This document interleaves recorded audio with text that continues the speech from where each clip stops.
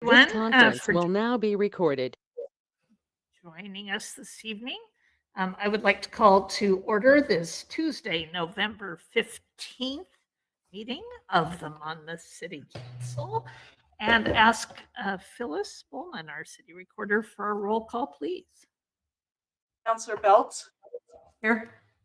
Councillor Carey, Here. Councillor Lopez is excused. Councillor McKeel, Here. Councillor Oberst. Here. Y'all don't need to turn on your microphones to say here because you got your other microphones. Councillor Salinas Oliveros, Here. Mayor Koontz. I am present. All right, and know what that is. Councillor McHugh, would you lead us in the flags?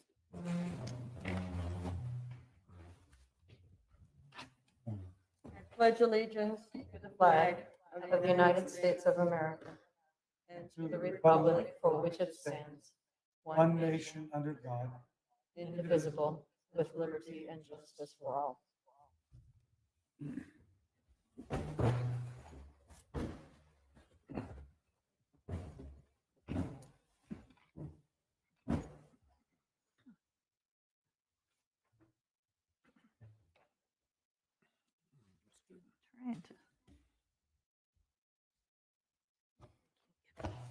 Anyway, we start this evening with the consent calendar, which I'm going to turn my computer off. I can't. Oh. Let's try this. There we go. The consent calendar tonight consists of the minutes of our previous council meeting, which was the evening of November 1st. Those minutes were included in your packet, so unless there are any changes or additions. I would move approval. Thank you, Councillor Oberst. Second. And Councillor Salinas Oliveros for the second. All in favor, please signify by saying aye. Aye. Perfect. Thank you very much. We do have time set aside for public comments this evening. We do have a guest in the room, but it's not here for public comment, I don't believe. And Phyllis, did we have any comments submitted, or is there anyone who's identified themselves online for public comments? Mayor Koontz, we received no public comment and there is one online. Thank you very much. That will take us right into our business agenda this evening.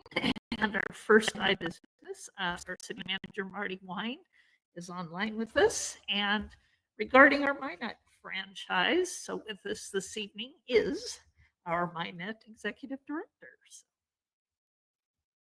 Thank you, Mayor Koontz. Come up, Marty. Do we have questions for him? Or... Sure. Yes, I would invite it. I'm assuming that who I'm seeing in the room is PJ Armstrong, our general manager for Minot. Yes. And if that's true, I would welcome PJ to join at the table. We have two items on the agenda tonight that relate to the business of Minot, and I'm glad for PJ to be here. You'll also see Chad Stokes, who is counsel for Minot with us tonight, and they're both here to help answer questions about these two items that are on your agenda tonight. The first item, thanks Mayor and Council for having us tonight, is we have before you consideration of the adoption of an ordinance that would renew the Minot franchise.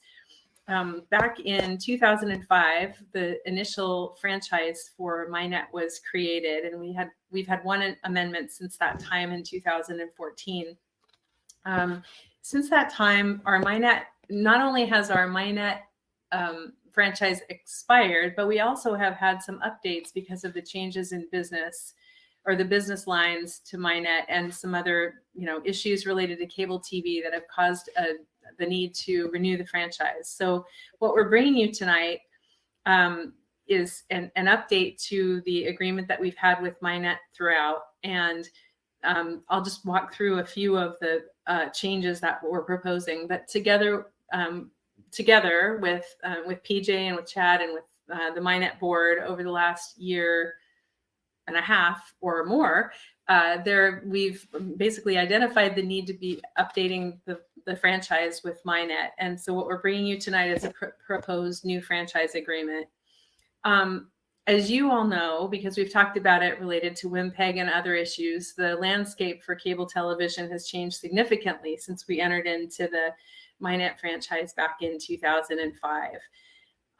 So the changes that we're bringing you tonight to this agreement is I give thanks to Chad and to PJ we're looking for a vastly simplified agreement than we have had in the past, because we're not really talking about cable TV anymore. The current services provided, we're updating rather than referencing cable television. We're replacing references to cable TV and video systems with just communication systems. The other thing that we're doing in this agreement is removing references to cable TV and the kinds of testing and FCC regulations and the PEG fee that were involved in providing cable television in the past. So in a lot of ways, this updated franchise is really just designed to modernize and make ready the franchise that we have with MyNet to go into what the next phases of MyNet's business look like. The technical changes to the agreement include, in addition to the references to cable TV that are being removed, is that we are replacing some of the current franchise sections that have to do with cable TV facilities that were being provided, and some of the early references to the kinds of customer service standards that were being provided in the early days of MyNet's operation. So, and again, just updating it to be current with the other franchises that we have with other providers, and to be sure that really, ultimately, the grant of a franchise that a city has with any public utility provider is it also references the franchise fee related to the use of the right of way. I will identify that I caught an error that I made in preparing our agreement, and I mentioned an update of a franchise fee amount from 5% to 7%, and I verified this afternoon that MyNet is paying a 5% franchise fee, which is consistent with our other provider, and it's not 7%. So that's going to be something that in the final ordinance we're going to ask for. We'll bring you a revised ordinance in the second reading and ask for a correction to that.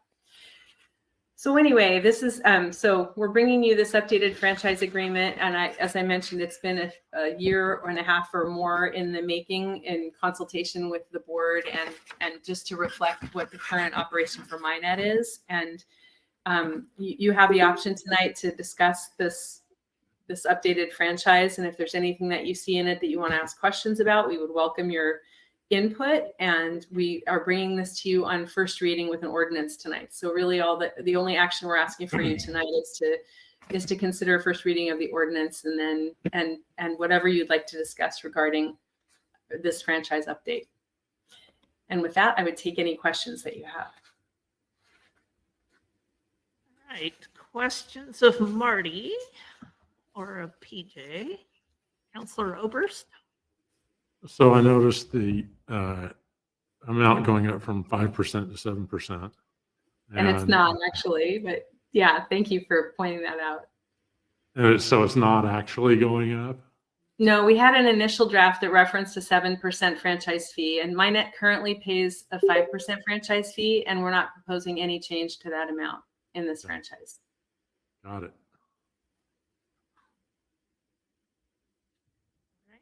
Yes, Counselor Carey. You okay with this, PJ? Yeah, absolutely. In other words, you're on side with everything that's here. Yep.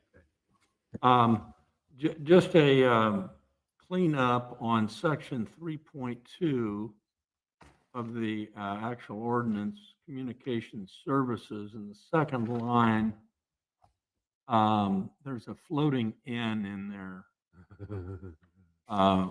It doesn't seem to be attached to anything. Optical transmission of information necessary to provide N, comma, including the pullets and so on. So that doesn't look, but that's editorial. Necessary to provide service? So, but I do have a question on section 7. Okay. And it's one of clarification. It talks about the present and future undergrounding of cables is strongly encouraged. To the extent possible, any new cables installed by the grantee after the effective date shall be installed underground when electric power and telephone cables already are underground, or whether all other utilities are required to be placed underground by federal, state, or generally applicable local rules and regulations. But then the last, and that all made sense to me, but then the last sentence I couldn't quite justify or juxtapose.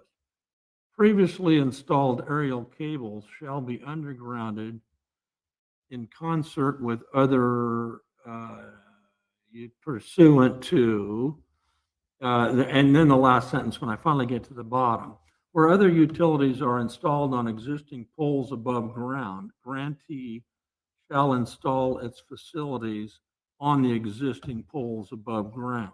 May. It says may.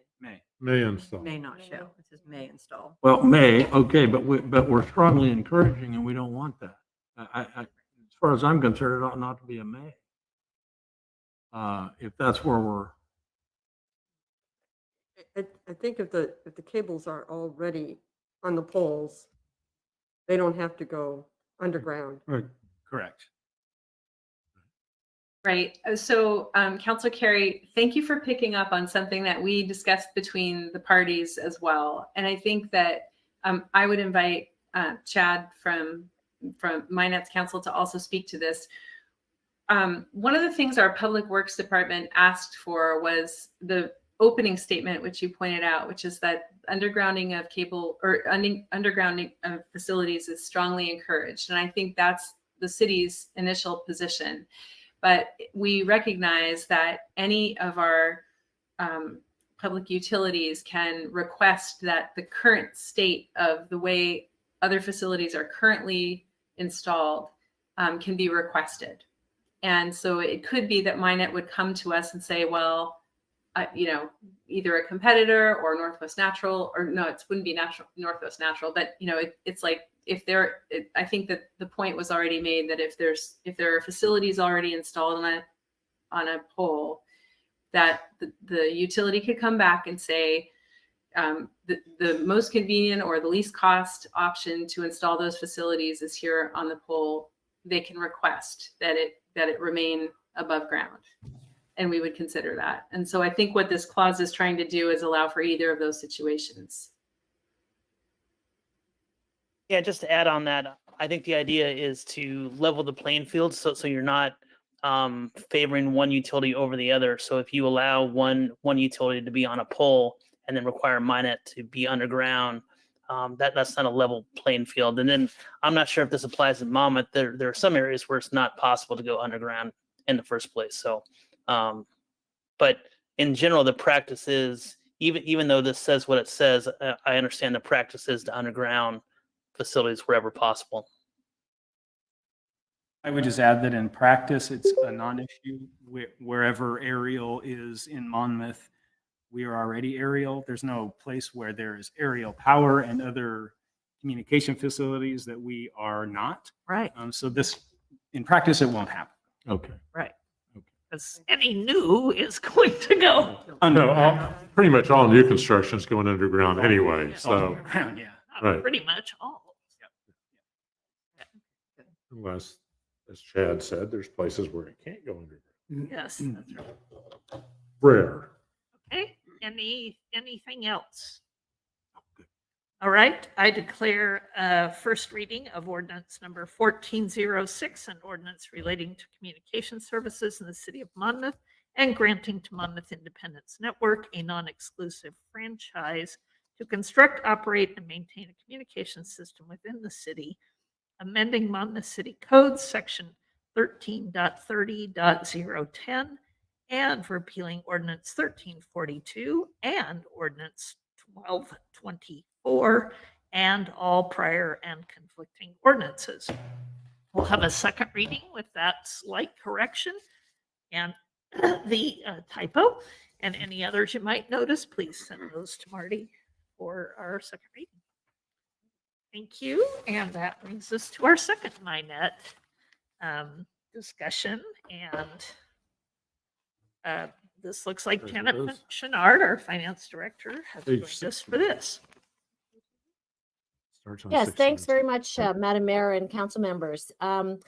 As I mentioned to you at our last council meeting, when I was doing the first quarter report, MyNet is now on top of their current bond payments. They made the October payment in full, and prior to that, they made the final payment last fiscal year in full, and they have every expectation that they will pay the final payment this fiscal year, which would be for the full year.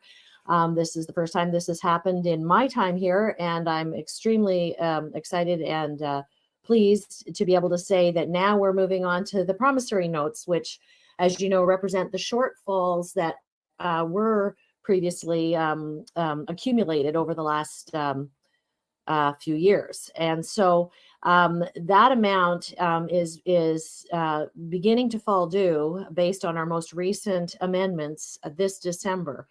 And so MyNet has proposed a consolidation of that debt. And I think that is a nice way to do it. It's a streamlined approach.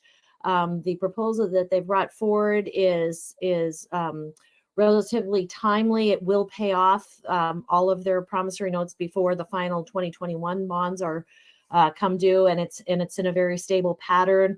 As the other bonds fall off, the amounts increase, the principal increases, and they will, of course, be giving us the full 3% return that we've accumulated over time. So they're going to capitalize the interest to this point in time, and then begin paying interest in December of 2023, and then principal payments starting in 2026. So I'm in favor of this proposal. I do think that PJ wants to tell you a little bit about how they arrived at sort of the amortization that they came up with, and I welcome that. We did put some alternatives in the staff report. Of course, we're not compelled to do this, but staff is recommending this. And so, PJ, I don't know if you want to explain a little bit more about the thought that went into the timing of the repayment. Yeah, absolutely. So to Janet's report, I wanted to be here to add a general explanation for how we arrived at the payment schedule that is being presented. I put together several key points that I'd like to share. Our promissory note consolidation and repayment plan began with a 5-year historical analysis of MyNet services, technical and financial trends. It was roughly 5 years ago when MyNet developed its most recent strategic plan, began replacing its legacy and outdated VPON environment with the modernized GPON solution. And auditors reported that the company was financially stable. So we used trends over the past 5 years and projected them forward to develop the consolidation and repayment plan that we're discussing here today. The plan takes into account customer growth in our legacy Monmouth and Independence markets, as well as projected new customer acquisition and growth in the Dallas market. In order to keep projections in the plan conservative, we purposely did not include any anticipated additional revenue that might be gained through future expansion efforts outside of Monmouth, Independence, or Dallas. We feel this is the most responsible and reasonable approach to address the debt service shortfall, and used reasonable projections to create the promissory note consolidation repayment. In the plan, we've proposed an agreement to review the repayment schedule at least every 5 years. In a 5-year period, we can reasonably predict MyNet trajectory based on recent past performance and market conditions. Predictions beyond this become less reliable with technology. A schedule for review is a responsible approach that provides a built-in opportunity to revise the agreement if needed. That way, if MyNet overperforms or underperforms, we have a built-in review process to adjust the repayment schedule and terms.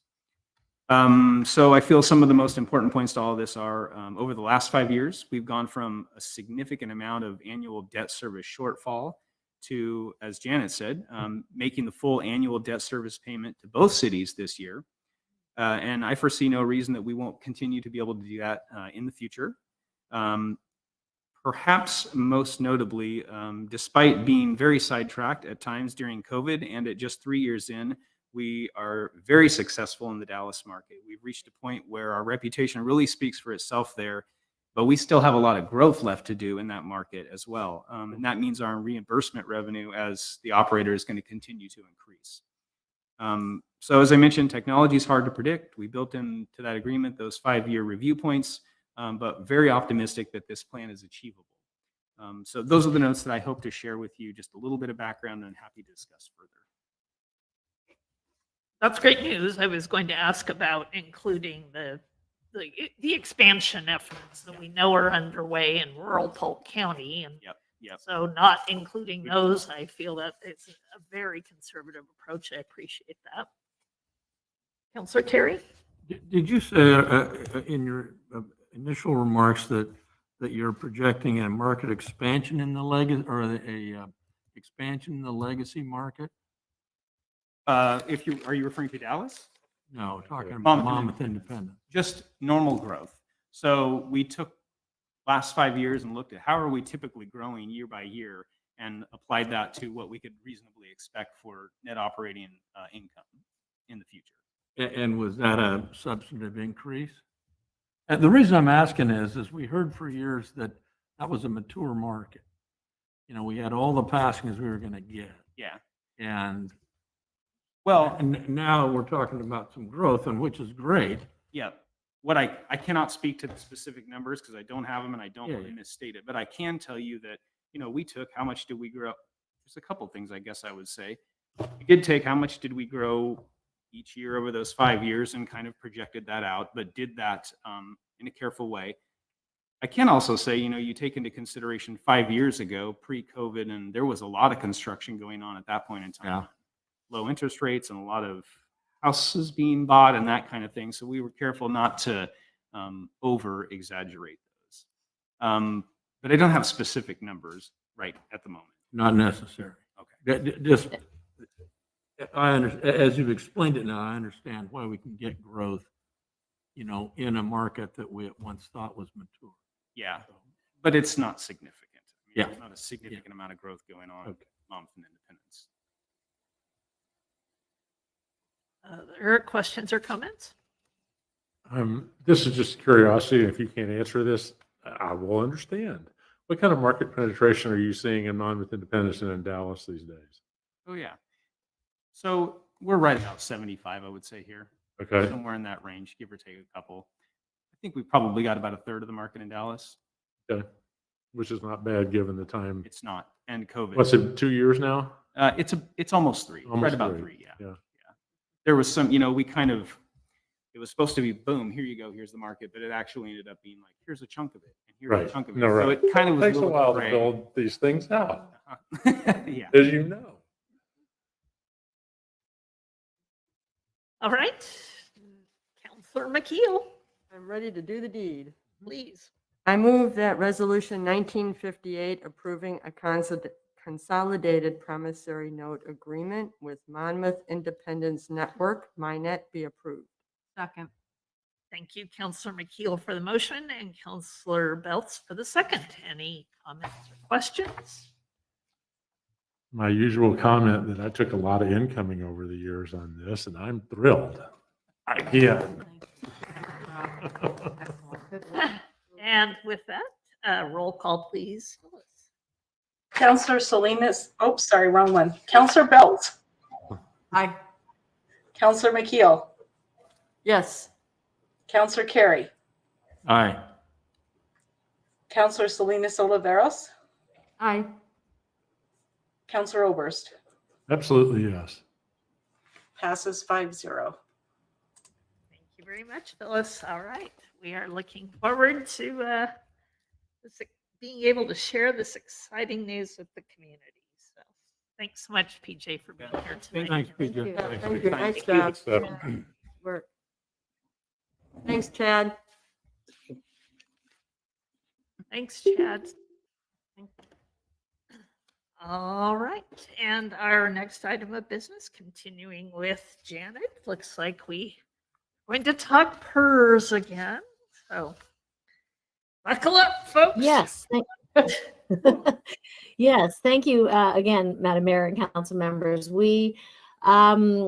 Many of you were on council 3 years ago when we first talked about all of this, and some of you were not, but I think we're tuning in at that point. And we had an opportunity. The state offered up a 25% match opportunity for us to create a new side account that would help us defray the costs of our employer rate that we pay for the public pension plans for our employees. And it was not by any means a certainty, of course, that that would happen. But the good news is that with the first side account that we did create back in December 2019, which was in the range of about 200,000, including the match, we have seen a reduction in the increase in rates that we probably would not have seen absent that contribution.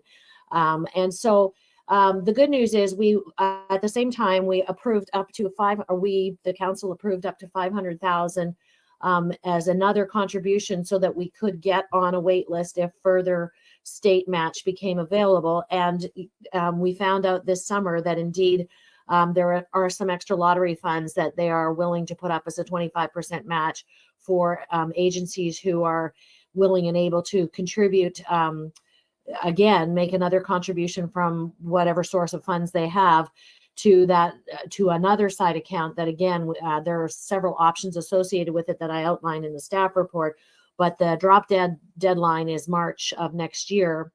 However, if we can contribute before the end of this calendar year, we can get that rate reduction a little sooner. So that is kind of the direction that I'm headed as far as a staff recommendation. I wanted to wait until now to bring this forward because I wanted to see, obviously, if we would have any one-time monies that might be available, because I don't want to rob Peter to pay Paul and take it when we don't know where we are. But the good news is, as you saw with our property taxes, we are going to be getting a little bit more than the 3% that was budgeted. It looks like based on assessed values having increased more than 3%. And we also are seeing a nice bump up in interest rates, which, will not necessarily help if we have to issue more debt, but on the investment earnings side is definitely in our favor.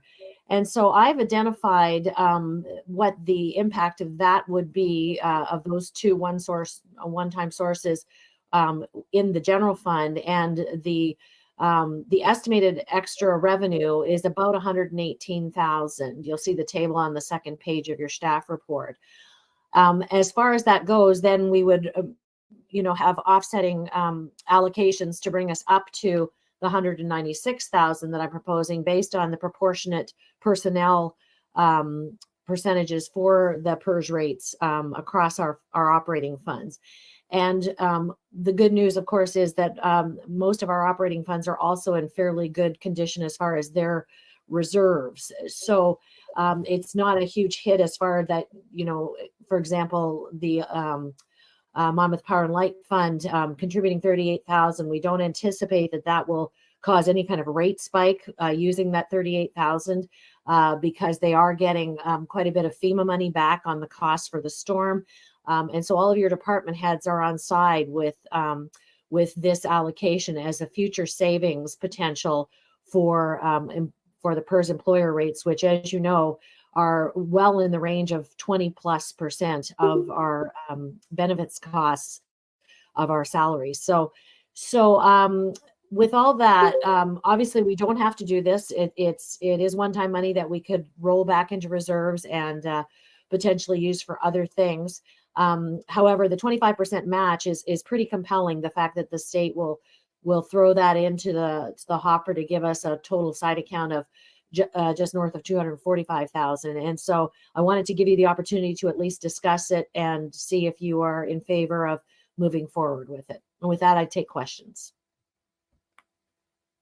This was sure an easy decisions back when interest rates were low, and sitting on the money didn't do us any good at all. So it gets a little harder when you look at that payback. are we going to earn that kind of interest, right? Is no, probably not. But that's just one of the things that you look at when you make this kind of decision. So, Councillor Obers? So we're looking at setting aside, including the 50,000-ish in state money, 245,000 into the side account. That's going to save us 70,000, which is over a third of the amount we're setting aside, which is a different thing than interest rates, but it's a thing. We'd have to wind up paying that money over the We're course going of to the pay it 16 to years PERS. eventually. Right, exactly. So yeah, interest rates is that's a tickler, and I actually had a conversation with Janice a few weeks back about should we be looking at higher interest places to put our money in. Part of the answer was on it, not surprisingly. so yeah, I just wanted to point out that there's a different aspect than giving up the interest rates. There's other savings Well, to be had. And that's an excellent point as well, Councillor Obers, because from the standpoint of interest earnings, of course, the side accounts, PERS has different investment options than we do. And they have an interest rate assumption that is 6.9% currently. And they brought that down from prior years, but still they have typically overachieved with regard to their earnings rates. So, our money has the potential to do more sitting in the side account in some regards with still fairly safe and prudent investments.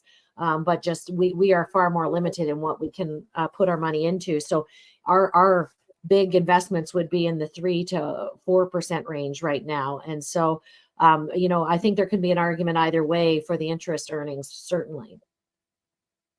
There's also something to be said for putting money into a really stock capital based earnings fund when the market's down. So that's another positive, right? Right now, there's been a little bit lower market this time of year. So stepping in now and allowing PERS to invest our money at this time tends to also have some greater benefits in the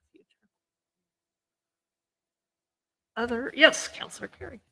No, I'm being the sort of rate hawk that I am. I'm always concerned about taking money from, what could be a greater fund balance in order, to keep rates low and to provide less reason for rate increases in sewer, water, stormwater, street, well, not street. But these amounts don't seem to be so significant, and I think, as Councilor Obers pointed out, and you as well, Janet, there's some pretty decent return on this. So it's a good investment as far as I'm concerned, and hopefully not enough of an impact on fund balances to trigger some sort of a rate increase. So I think it's a good idea.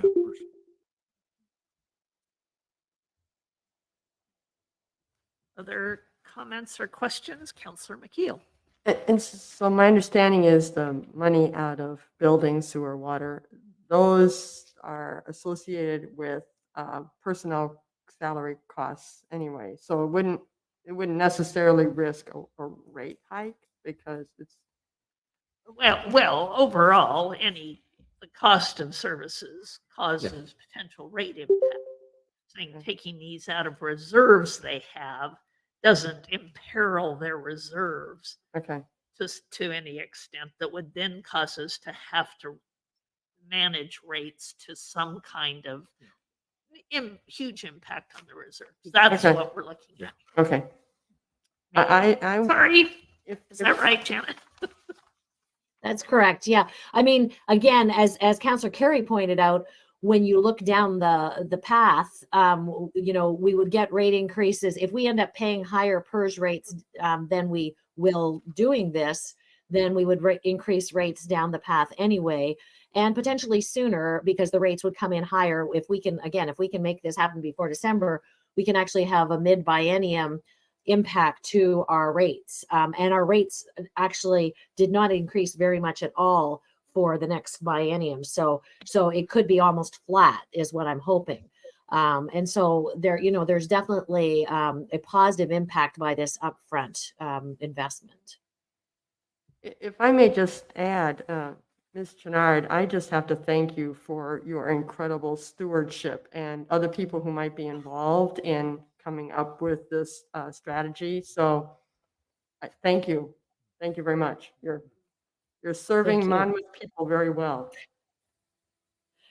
Thank you. If no one objects, I would love to make a motion. Please. And I would move that resolution 1957, approving contingency appropriation transfers for a PERS EIF contribution in fiscal year 2022, 2023, and directing the finance director to make appropriate entries to the budget be approved. I'll second. It has been moved and seconded to approve resolution number 1957, making the appropriate transfers in order to do this for a total change in the budget of 196,620 from reserves to the account to make the investment and get that match. Yeah. Thank you. Right. Really great work. Thank you. Yep. So go ahead, Phyllis, with the roll call, please. Counselor Salinas Oliveros, Aye. Counselor Oberst, Yes. Counselor Belts, Aye. Counselor Carey, Aye. Counselor McKeel.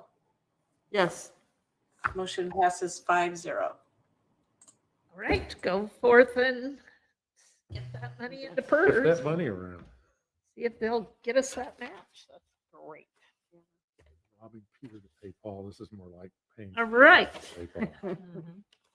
That brings us actually to our work session portion of our agenda. And we have one item tonight. We have quite a few pages of the packet, but some really interesting and work that will impact us for a long time. So our Community and Economic Development Director, Suzanne Duffner, is here to talk about our housing production strategy and what's been developed and some great work. And I see our partners in that work are with us as well. So Suzanne, if you would introduce Matt Carey. Yes, I would love to. Thank you. Good evening, Madam Mayor and members of the City Council. As Mayor mentioned, we have a work session this evening on the development of a housing production strategy. Hopefully you can hear me okay. Or my voice kind of going in and out. So just kind of by way of background information before I introduce the consultants to do their little PowerPoint presentation, you'll recall the council set some priorities for goals, things to work on. And council priority number 3, affordable housing, states that the city will continue to implement and update a variety of activities to meet current and future housing needs and specifically affordable housing. So the development of this strategy fits right in there with that and helps us implement that. We were fortunate enough, the city, to apply for and receive a grant from the State Department of Land Conservation and Development. They are funding this work to be able to hire MIG planning group to help us with this. So we thank them for that. And the consultant team has had the opportunity to do some of the preliminary beginning background work for this that they're going to share with us tonight. And then talk about some of the strategies. So really what this housing production strategy is, it's going to help us nail down what those specific action items are that we can do to help move that needle on affordable housing. So we did our housing needs analysis in 2019, 2020. We identified that we have a variety of unmet housing needs. This is the roadmap to get us closer to those goals. So with that, I know it's a lot of information. So thank you for bearing with it. We're like, how much can we narrow down? But we wanted you to be able to have a reference in case you wanted to do a deeper dive into some of the information. But but hopefully we can get you oriented to the high points of it and know that the Planning Commission has also met and had a work session last month on this for 2 hours. So they were highly engaged and we got a lot of good feedback from them on this. So you have good support and advisors that are also advising on this. So with that, I'm going to go ahead and turn the time over to and introduce Matt Hasty. And you may remember Matt, for those of you that were with us with the housing needs analysis. He actually was our consultant for that. So really excited to have his expertise back with us. And he's very familiar with having done that housing needs analysis with Monmouth specifically. So Matt is also joined by Carrie Brunecki, and I think she's on the line as well. She helped facilitate our Planning Commission work session last month. So welcome to them with MIG Planning Group. And hopefully, Matt, you figured out how to share screens here, or we can pull up the PowerPoint if needed to. Okay, take it away. All right. Thanks. Thanks, Suzanne. Thanks for having me here tonight, everybody. Yeah, I'm going to start sharing my screen momentarily. I figured I'd just wait until I started talking. So I am going to do that right now. There we go. Can everybody see that okay? Yes. Awesome. Okay. I'm also just going to make, there we go. Now I can see all of you a little better. Yeah, so thanks for having me here. I'm going to walk through a presentation. I'm going to try not to spend too much time talking because I'd love to hear comments from all of you this evening. Carrie's with me in case you ask me any really hard questions, then I'll just punt them to Carrie. And also Carrie can talk more about what the Planning Commission had to say if we have questions about that. So it's kind of the plan. I would say if you have questions for clarification at any time, just go ahead and interrupt me and ask me. I'll pause at a couple points in the presentation too and just see if you have any questions. And I will not present all the details and all the stuff that you sent. So I'll talk a little bit, I'll talk about a few specific strategies, but not go into detail on every one of the things that was described in your reports. And what I'd love to hear ultimately this evening are kind of your comments or questions on some of the strategies that are described in the documents you got that you think are the most promising or important to implement in the future in Monmouth.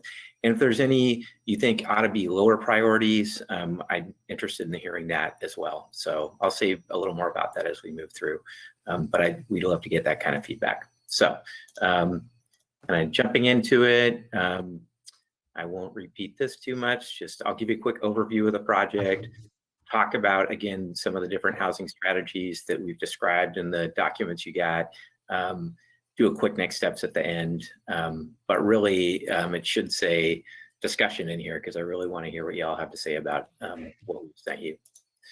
So what is a housing production strategy? Suzanne talked about this a little bit already. It's really kind of a roadmap and a plan to identify a set of actions that the city can undertake in collaboration with partners in the community to meet the housing needs of the community. And ultimately, that document needs to identify some fairly specific actions that you can undertake, again, working with other folks there. Is Monmouth required to do this? Not quite yet. The state requires cities of over 10,000 people to develop one of these types of documents within typically a year after they have adopted a housing needs analysis. At the time this was adopted, you were not at that 10,000 population threshold, so you're not required to do it. Next time you update your housing needs analysis, you would be required, but you've chosen to move forward with this voluntarily because meeting housing needs and affordable housing is a goal of the city and the council. And so as Suzanne said, you got a grant from the state to do this. So moving forward with it now. And the other thing is it's fairly close on the heels of your housing needs analysis. So we had some pretty relatively recent data to work with, and then we updated and obtained some additional data as we've kind of gone through this process. So again, the goal is to identify a plan and a set of actions related to meeting future housing needs of folks in the community, and to identify some priorities. One of the next tasks in this phase is to put together a fairly specific action plan for what you all identify as the top 5 priorities, or what the community identifies as the top 5 priorities, and hence the kind of importance of getting a sense of what things you think are most important. And ultimately, striving to achieve fair and equitable housing outcomes for Monmouth community members. So there's kind of 3 primary elements of this project. The first is what's called a contextualized housing needs analysis. That's really just means digging a little deeper into the types of housing needs of different people and populations, and going a little beyond what your earlier housing needs analysis did. So we've already completed that work. And then identifying a set of strategies to accommodate those housing needs. We're well into that piece, with kind of the last part of that to prioritize those in more detail. And then the third phase is to prepare this housing production strategy report that encompasses all the work we will have done up to that point, and then which you would potentially adopt, assuming it's looking good to you at the end of the process. So we have been out there talking to community members as part of this process. We had a series of stakeholder interviews at the front end of the process with a variety of folks, housing providers, builders, both nonprofit and market rate developers, social service agencies, and just folks who have needs for housing and had perspectives on that. We conducted a virtual open house and a survey, and you got a link to that and a summary of the results of that survey. I can talk more about that or answer questions if you have them. I'm not going to go into that in detail, but I'm happy to answer questions about it or say more. And then more recently, with a smaller group of housing producers and providers, we had a set of sort of follow-up meetings to get a sense from them about, from their perspective, what are some of the most important strategies of the things that we've been looking at. And I'll talk a little bit about that a little later in the meeting, kind of some of the things we heard from those different activities. Just kind of a very quick review of some of the findings from the city's housing needs analysis that Suzanne talked about. So these are projections from that housing needs analysis, which was in 2019. So these are through 2039, projecting 3,400 new residents during that 20-year period, equal to about 1,200 new households, and about 1,200 new units needed. You've got, we're assuming a pretty similar vacancy rate to what you have now. So maintain that vacancy rate. Actually, we're assuming a slightly lower vacancy rate. So it ends up equating to the same number of new units as households. And with about 70% of those likely to be kind of more traditional, I guess, single family detached homes, but about 30% attached, combination of plexes, townhomes, and apartments, basically. During that process, a couple of the things that we found, one was that that you had enough land, and in fact, a surplus potentially of land for low and medium density housing, but a small deficit of land for higher density housing. And so some of these strategies that we're looking at, and that we looked at actually during that housing needs analysis process as well, are kind of aimed at addressing that deficit. So just kind of a quick review of the schedule we've been going through for this project. Again, we're most of the way through that task 3, and with the remaining tasks to prepare that draft and final housing production strategy report and go through an adoption process with the Planning Commission and you all. So the little red star is where we are now. But again, before we get into drafting the housing production report, there's this task of prioritizing strategies and drafting a more detailed action plan associated with that shorter list of strategies.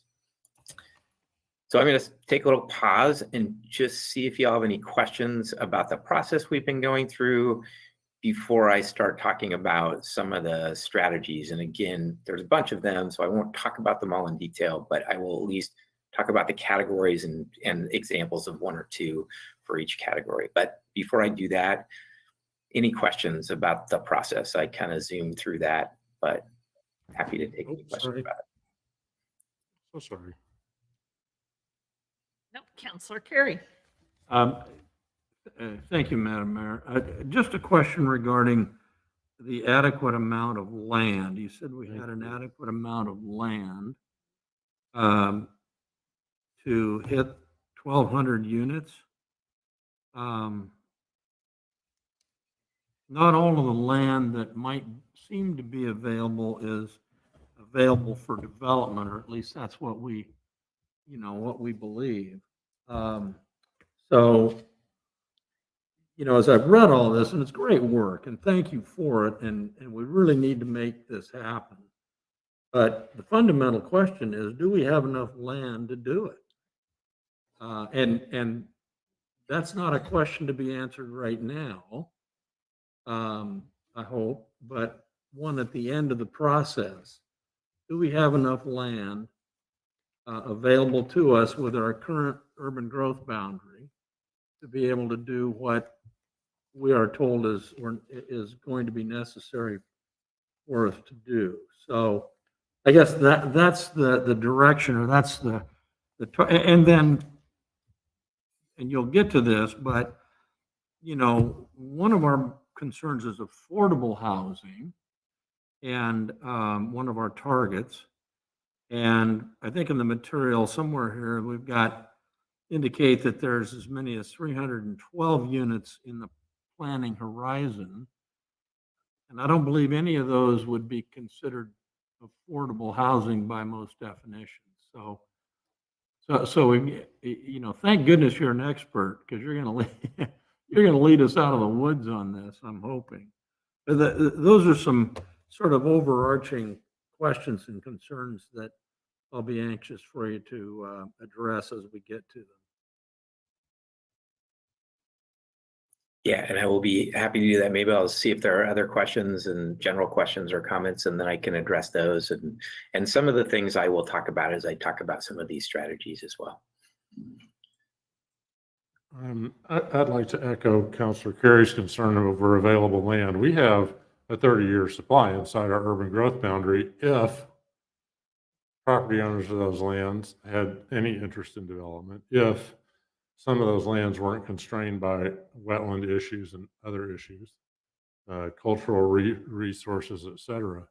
And then when I see that, I think it's on page 159 or so, that the Planning Commission puts any kind of attempt to work the urban growth boundary process to up the amount of actually truly buildable land very low on their priority list. I'm not sure how we get to, if we're going to try to produce affordable housing, it's not all going to come from infill. And we're going to have some land upon which to place affordable housing. And that strikes me as perhaps we're chasing an impossible task unless we can get some more land that the property owners actually have indicated an interest in putting any kind of units on. And that's sort of just a general comment. And that comes from, I've been involved in our local land use process for 20 years now. So I've been looking at this issue for a long time. I'm concerned about it long term. Just an observation. Yeah, maybe I'll just say a few words about that kind of that land supply issue now, and then we can talk a little bit more about strategies around affordable housing in particular as I talk about some of those. You're both absolutely right. I mean, in terms of having land within your urban growth boundary that's considered buildable, but where the owners have not expressed or are not expressing interest in selling or developing their land for housing. And that is really a challenge.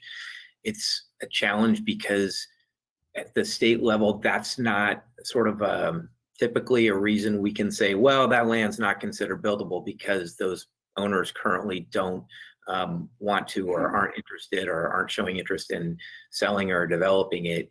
But it is a real issue for you. So I when I say that housing needs analysis showed that you had an adequate supply of buildable land, you're right. Over the long term, assuming at some point, some of those property owners, and they have to be all of them, but some of them do show an interest in developing or selling their land for development.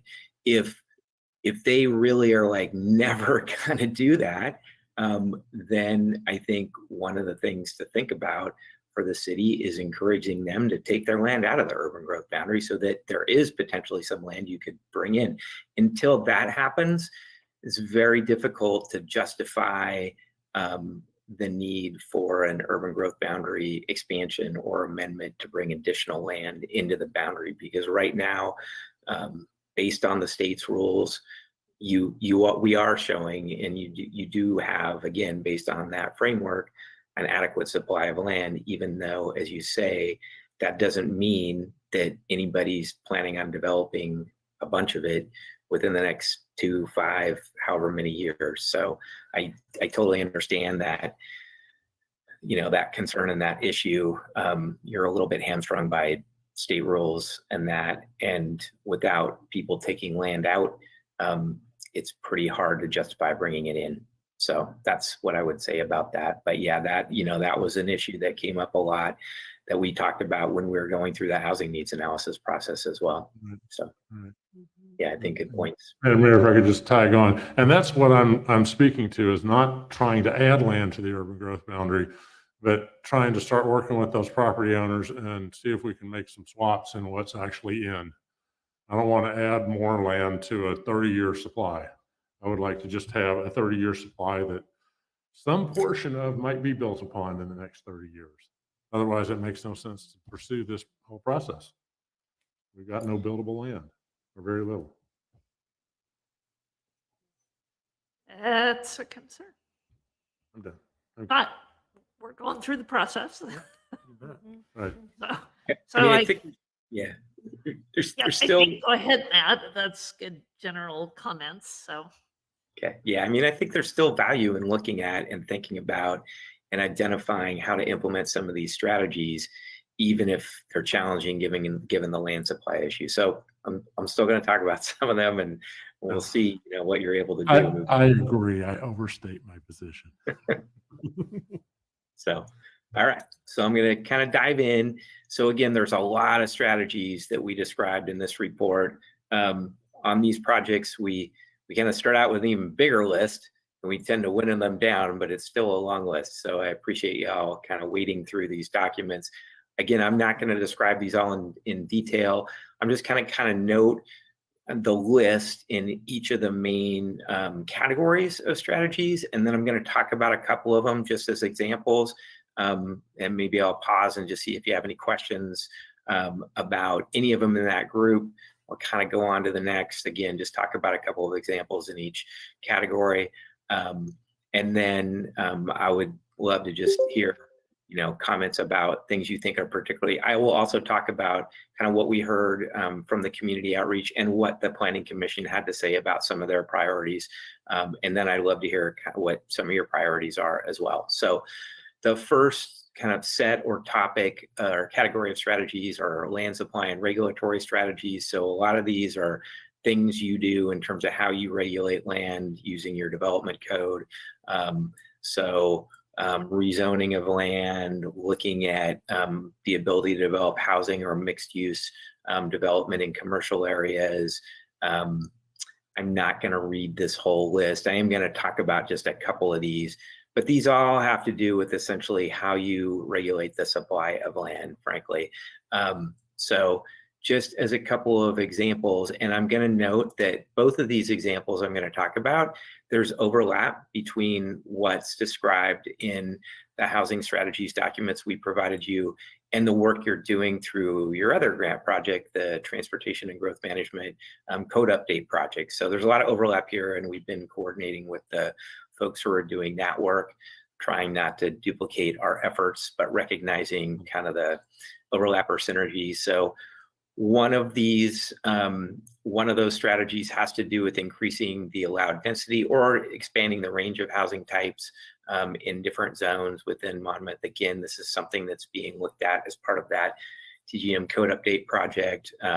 So increasing density, expanding housing types, and then just looking at how you regulate development standards for those different types of housing. Related is amendments specifically to allow for smaller types of housing, so duplexes, triplexes, quadplexes, cottage cluster housing, townhomes, types of housing that they're not guaranteed to be affordable to people in all income, at all income levels, but they have the potential to cost less to build, to be smaller units, and to be at least affordable to kind of a wider range of households. Again, you're already kind of going through this process as part of the TGM code amendments effort. So you're kind of already working on implementing this strategy. So those are a couple of them in this bucket of strategies. And then the next two categories, one are financial and regulatory incentives. So are there things you can do to kind of help directly reduce the cost of building housing? And then funding sources. Are there things the city could do to generate revenues to help pay for some of the things that are under Category 2, for instance? So I'll talk about a couple of examples here as well. So tax abatements. These are essentially reductions or abatements of property taxes for housing.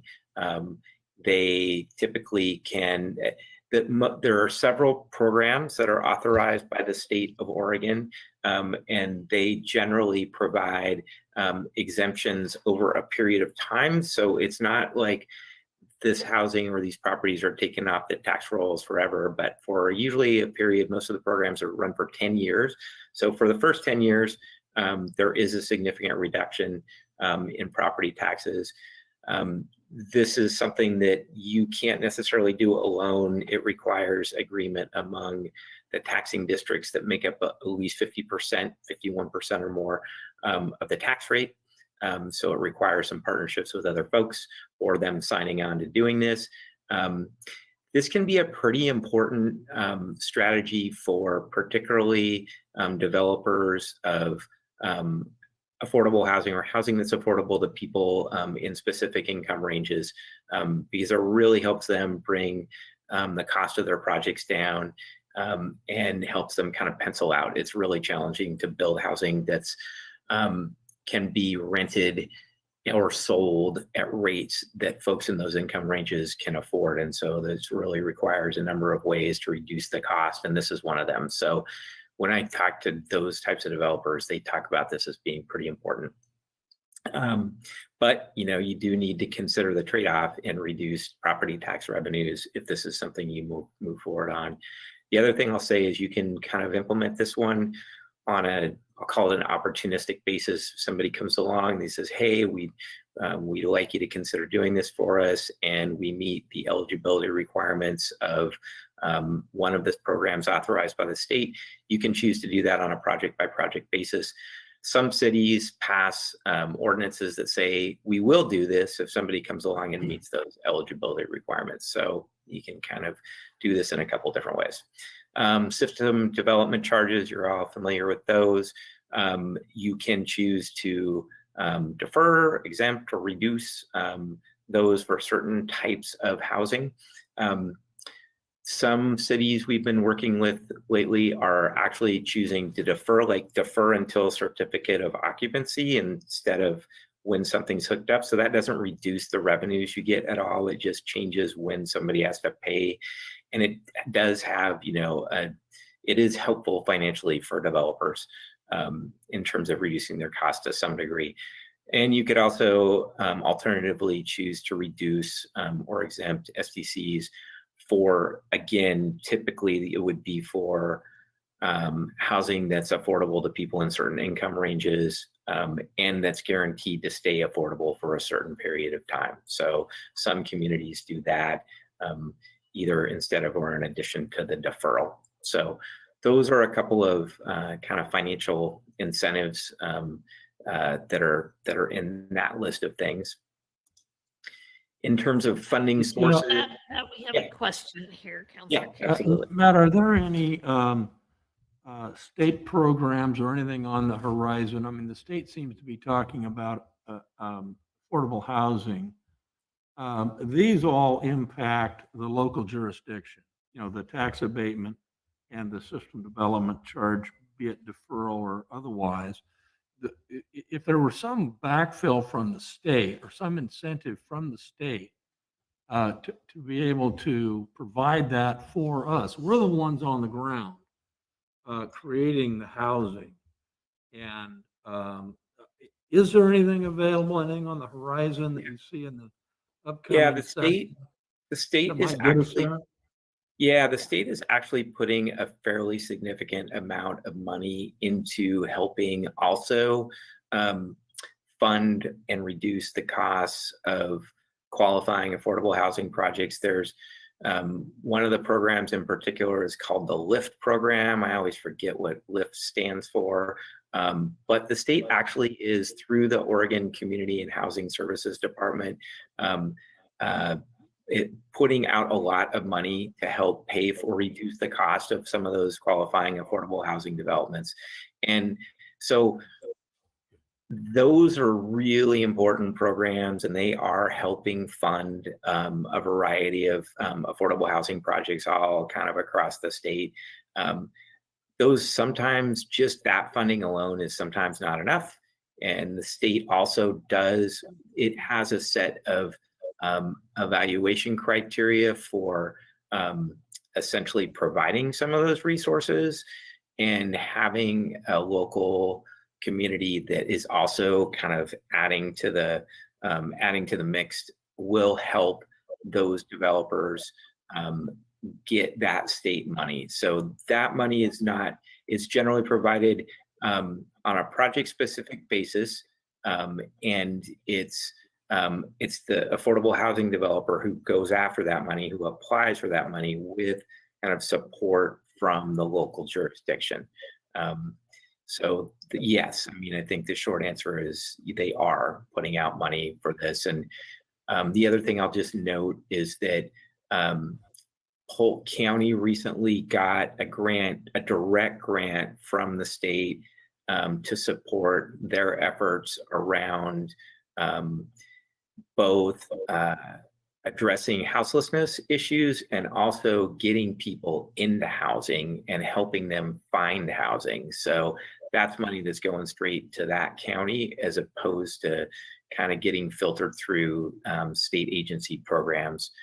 So I'd be happy to provide some additional info about, for instance, the LIFT or other programs. But I think, yeah, absolutely, the state is actually putting out a fair bit of money in the last couple of years and the coming fiscal year related to these types of projects. And I think, and I'll just add to that, there was recently some press around a proposal by the members of the Oregon Mayors Association. And it actually included two things: a request for a per head allotment, an allocation to each city in the state for housing services and dealing with issues of houselessness. But there is also, as part of that, a potential capital request. And so those are being moved into the pipeline with support from mayors all across the state. And Marty and I recently had to sort of talk through what some of the kinds of projects and things we might be thinking of for those. So I think they're just gathering that input now to take to the legislature. So more asks on the table. Yeah, and you're right. I am focusing on things that the city could or would do around these different strategies, because this is the city's housing production strategy plan. But we could include some information about some of those state programs as well, and kind of the interrelationship or potential synergies between both some of those state programs and things that you could do. Yeah. Okay. Other questions about anything in these couple of categories that I've already talked about? I have just one quick one, and that is I saw the term smart growth go by. I've seen terms that go by in a lot of areas. I've never really seen it defined. Is there any chance of a document that spells out, exactly what smart housing is that could just be shared to council for our education? Yeah, I think really good question. It is a term. It's kind of a plannerese, Right. jargony term. I probably shouldn't use it. It is one of the terms that gets used in that transportation and growth management program. And I think it's really kind of oriented around development standards, development and design standards that promote the types of housing that you're trying to encourage or see developed, and that also promote efficient use of land. I mean, I think if I had to try to define it for you just off the cuff today, that's what I would say. I'd be happy to, as a follow-up to this meeting, sort of pull out at least the definition that the TGM program uses and say, here's what they mean when they say that. But it doesn't mean we have to keep using it in our reports. But we did. I would just love to have that knowledge, that education around what are we talking about when we talk about smart growth? The notion of smart growth, because I would like to do smart growth, but it is. I mean, nobody wants to educate me. Yeah, I will be happy to provide sort of the standard definition of that for y'all as a follow-up to this. Yeah, good question. All right. Anything else? If not, I'll jump on to the next couple of categories here. Okay. So funding sources, these are essentially, as I said, ways the city could raise revenues to help pay for things like deferral of SDCs, or not so much deferral, I guess, but reductions or exemptions in SDCs, or acquisition of land that would be used for affordable housing projects. So the couple I'll just talk about a little bit here. One, construction excise tax. That's essentially a one-time tax on new construction. I think it's actually a 1% cap on the residential, on tax on residential properties or on housing, construction of housing. There's not a cap. You can apply this to either just housing, or you can also apply it to commercial and industrial development. There's not the same 1% cap on commercial and industrial development. And you don't have to apply it at a 1% level. It can be applied below that. So some community, there's a number of, probably a dozen or so, I'm going to say right now, communities around Oregon who have adopted a CET. I cannot list them all off the top of my head, but a few that I know of for sure are Prineville, Newport, pretty sure Lincoln City did, Tigard, Milwaukee. So both within and outside the metro area. Bend has, and a number of those have not done it at the full 1%. For those, the money that's raised by a construction excise tax, there are some sideboards on how you can use that money. A certain percentage of it needs to go to what are called developer incentives, and that is actually things like reductions of SDCs. So you kind of use it to backfill those types of things. There's a certain percentage of it that is required to go back to the state, but my understanding is the state is actually just giving that money straight back to the local governments for them to decide how they want to use it. So that issue came up in a recent meeting in another jurisdiction, and I had just gotten information from the state that, yeah, they're actually just it's 15% of it. They're just giving it back.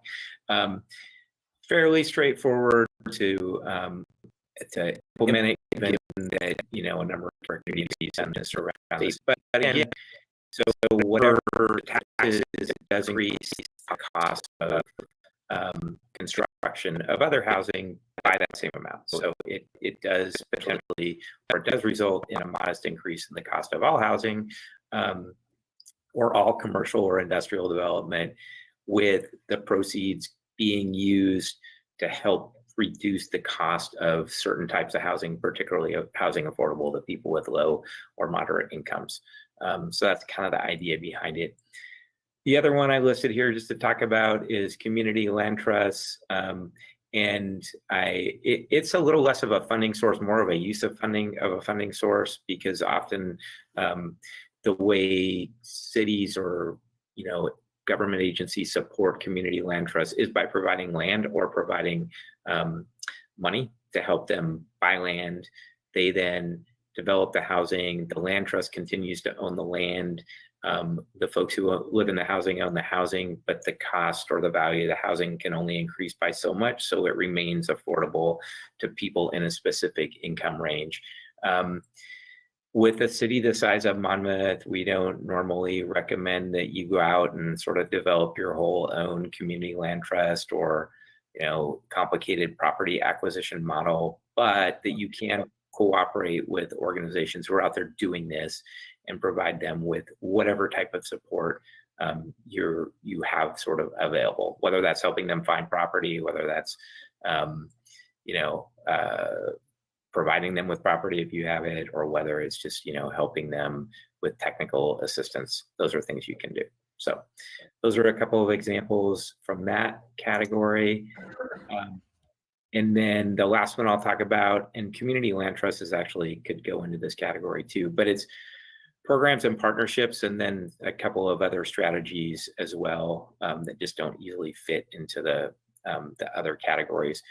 And so I'll talk about a couple of these, and then I'll pause and just see if y'all have questions, and then I'll kind of tell you what we heard from some of the earlier community outreach and the Planning Commission conversations. So this category is sort of all about kind of working with partners in supporting their efforts to develop affordable housing or housing for specific populations, as well as, again, a couple others that just don't fit neatly in there. So in terms of thinking about partnerships, there's a lot of ways you can do this. One is just kind of helping these groups find opportunities. And two is providing some of those tax abatement strategies I talked about earlier, or some other development incentives, or, you know, incentives related to your development code. I've noted here, and particularly the Polk County CDC, because they are out there kind of helping people find housing. So supporting those efforts is important. Some more, excuse me, specific things to talk about. One of the ideas is sort of a matchmaking system between landowners who are interested in selling or developing their land and affordable housing developers. When we talked to some folks who work on these projects around the state, they said, you know, finding land and having that land zone in a way that supports the kind of development that is feasible for them is really important. So that's one thing. Another strategy under this particular category, and this is one that came out of our conversations with housing and community stakeholders earlier in the project, is just the city being a little out front on talking to people in the community about the need and benefits for housing that is affordable to people in a full range of income levels. Because often if that housing is more intense or doesn't look just like the housing around it, you do find community opposition to that. And so some of the folks we talked to said, you know, that's a real challenge and a barrier to creating the housing that they're trying to develop. And if the city can sort of help with that messaging, that can be important to them. So that's what that strategy is about. So I'm going to take a little break from talking, just see if you have any comments or questions about the stuff I've just talked about, and then I'll give you a quick overview of what we heard from the stakeholder engagement so far on the Planning Commission, and then see what you all have to say about some of these same strategies.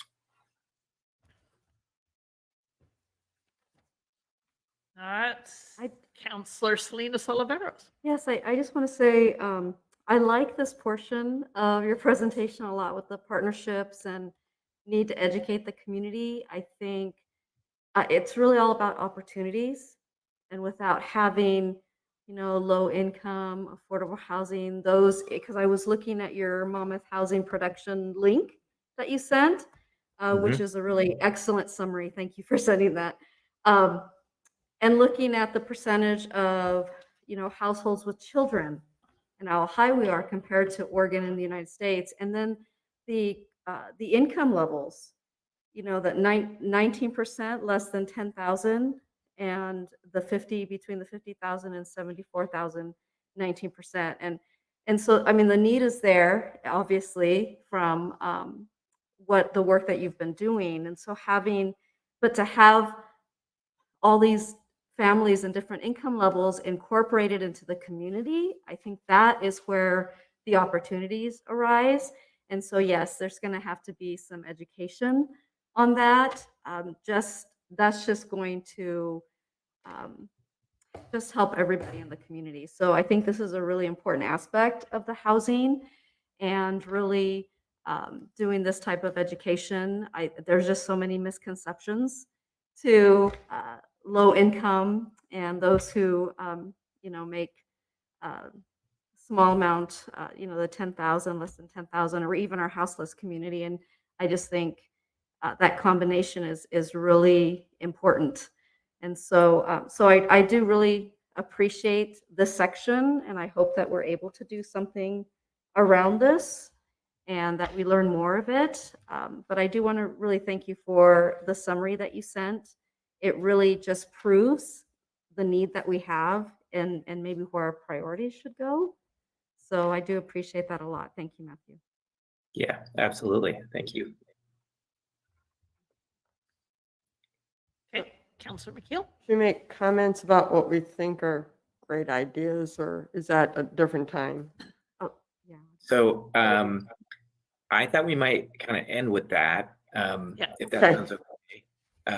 And I'll just say a little bit about first, some of the things we heard from community members, what the Planning Commission had to say about their priorities. And then I think it would be great to hear about that from you all this evening. And then if, as a follow-up to this meeting, you have any other thoughts on that, I'm happy to hear about that too. I think with the Planning Commission, we did kind of a combination where they made some comments along those lines during the meeting, and then it's a follow-up.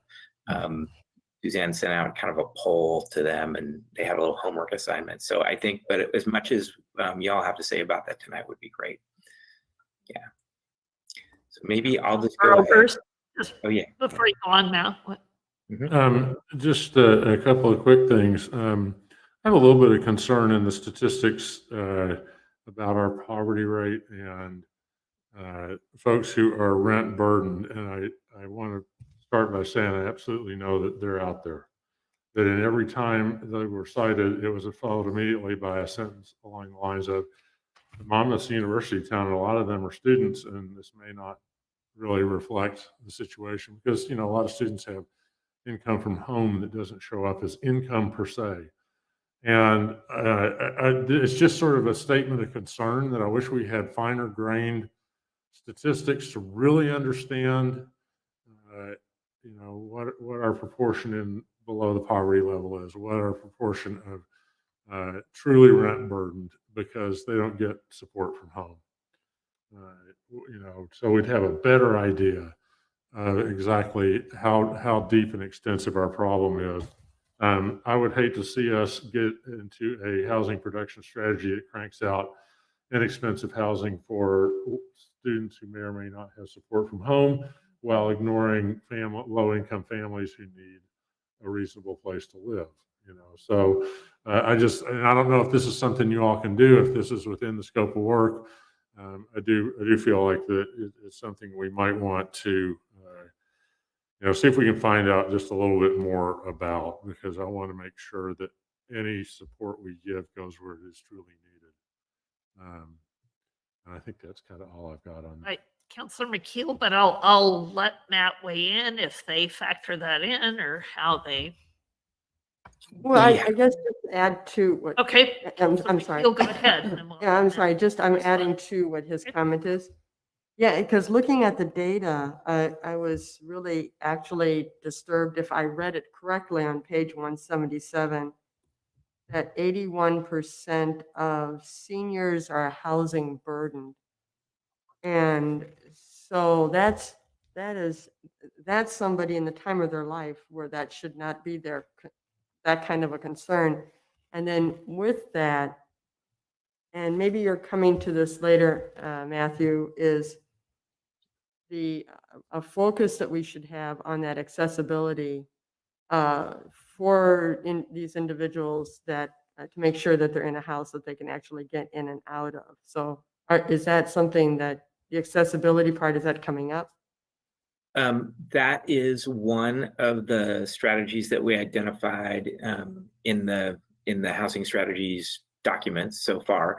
I didn't talk about it explicitly, but it's in kind of that first group of strategies. There's at least one strategy, maybe a couple, but at least one that revolves around accessibility and doing things to try to increase the percentage of homes that are accessible to people who have mobility issues or physical or other disabilities that require. And so to add on to Councilor Oberst is that concern with the seniors and then having a home that they can even get into. Yeah, and so I'll try to briefly respond to the comments about kind of that yes, some of the data that's presented in the report is skewed because of the student populations, and as Councilor Oberst said, we kind of note that caveat or that qualifier in the reports. We haven't up to this point kind of dug deeper to break that out, other than to identify, as you just noted, that for certain age groups, we can do some cross tabulation and break that out. And so we did show, the percentage of seniors that are rent burdened or potentially rent burdened. All of these are sort of, and I can check with the folks on the team who have done the demographic and a market analysis to see if that is something that we can provide a little more sort of stratification or cross tabulation on. I don't know the answer for sure, but I can check with them and see if it is something we can do a little more on. And if we can, we will. All of these are sort of complicated issues because, for one thing, for instance, there may be folks who don't have high incomes but their housing costs are relatively low because their mortgage is paid off. So they're really just paying utilities and property taxes. Not that that's nothing, or that isn't still a problem for some folks, but it does just sort of complicate that issue around people's incomes and their housing costs and what percentage of their incomes they're paying on housing. So all of those things sort of complicate those findings and analysis. So all really good points. We will see what we can do to dig in a little deeper on sort of the impact of the student population on those figures. But I can't tell you offhand exactly how that plays out. But we might be, I'm hopeful we can at least get a little more information on it. So we'll see what we can do. Great, thank you. Yeah, absolutely. All right, well, I think I'll just do kind of a quick summary of some of the things we heard from the stakeholder interviews and the online survey, and appreciate the shout outs for the kind of story map summary of all the data. That same site was where the survey was hosted. So that was kind of meant to give people some of the background so that they would help them be able to answer some of the questions that we then asked. So in terms of just some of what we've heard, again, both in the early round of stakeholder meetings, the second round, as well as in the online survey, just a need for a wider range of housing types in Monmouth, kind of an affirmation or confirmation that yes, there is a limited supply of land that's zoned to accommodate, at least at this time, medium density or high density housing. Definitely heard that really important to address or identify options for houseless populations and people who are at risk of becoming houseless. Talked about community education already. The fact that like a lot of cities of your size, Monmouth has limited transit access, and that is really important for people with less money in terms of being able to access the services they need. And so there is a strategy around that in the list that you looked at. Access to partnerships and funding, super important. Polk County gave us some really good information about work they're doing to match people with needed housing and services to that housing. And again, they are working with some money that came directly from the state to do that.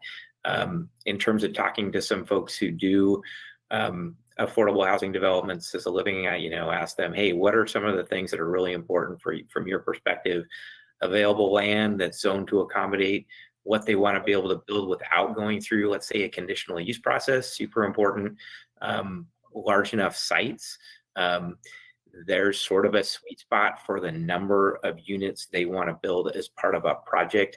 Partly that has to do with, in a number of cases, they want to have a property or project manager on site, and they need a certain number of households to have the cost or the salary of that property manager pencil out. So they need to build projects of a certain size and the ability to reduce their costs. So those are all kind of keys for some of those affordable housing developers.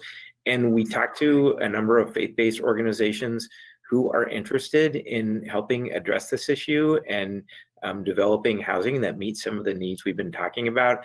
But they really kind of need some help. They're not housing developers, so they're going to need some support and potentially some matchmaking to do the things that they would like to do. So that was something we heard as well. So we did this exercise with the Planning Commission to ask them. We did this. The results here you see are mostly from their kind of their homework assignment. So we said, hey, tell us which 3 to 5 strategies. Most of them, I think, gave us 3, but a couple of them were a little extra zealous and gave us more than 3 of their top strategies. And which ones did they have, concerns about or opposition to or limited support for? So the things that they identified as, and it is the highest strategies. So it's where multiple members of the Planning Commission, said, hey, this is one of my top 3, were code amendments to allow for small housing types. And I put the strategy numbers in here from the tables earlier just for reference. Increasing allowed density or range of housing types, encouraging mixed use in commercial areas, financial assistance programs, and rezoning land from low or medium density to high density. Now that one showed up in both categories. So you see it as one of the top 5, but you also see it as one of the bottom 4. Because there were a couple of folks who said, I'm not in support of that, but a couple of people who said, I am in support, and it's one of my top 3. In terms of lower levels of support, the things that showed up tended to be things that require the city to invest in land or reduce costs, provide land or money. So land acquisition and banking, SDC reductions, deferrals or exemptions, and tax abatements, and then the rezoning land from lower medium density to high density. So that's what we heard from the Planning Commission as part and as a follow-up to a similar conversation with them. So I just wanted you all to have that in mind. And I would love to hear any feedback from any of you about, if you were going to pick, 3 or 4 of these as your top ones, or if there were 2 or 3 or 4 that you thought, I'm really concerned about this one. I just think it should be one of the last things we spend resources on. That would be great to hear. And I don't know how best to do that. If you want to if we want to go around the group or however you want to do it, happy to do it. And I'll do my best to take notes, and Suzanne and Carrie will help me with that. And spend as much time as you all are interested in spending. And then if we don't get through it all, we could do it as a follow-up too, or just document it through a follow-up email. So I'll stop talking and just see what y'all want to do towards that.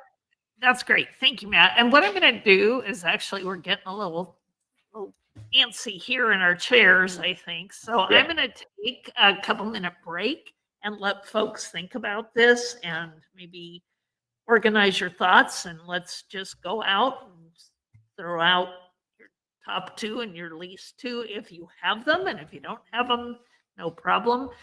But we'll take about a 8-minute break. turn it 13. Sure. Okay, 8:13. All right, we'll be back and Thank you, Matthew. go around. Awesome. Thank you.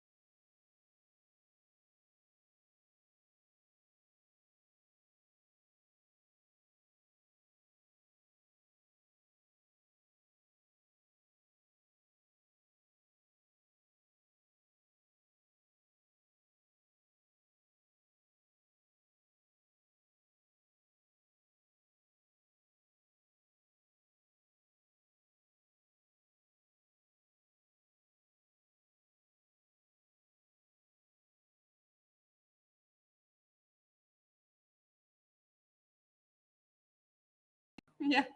Oh, Rebecca, page 159. 159, okay.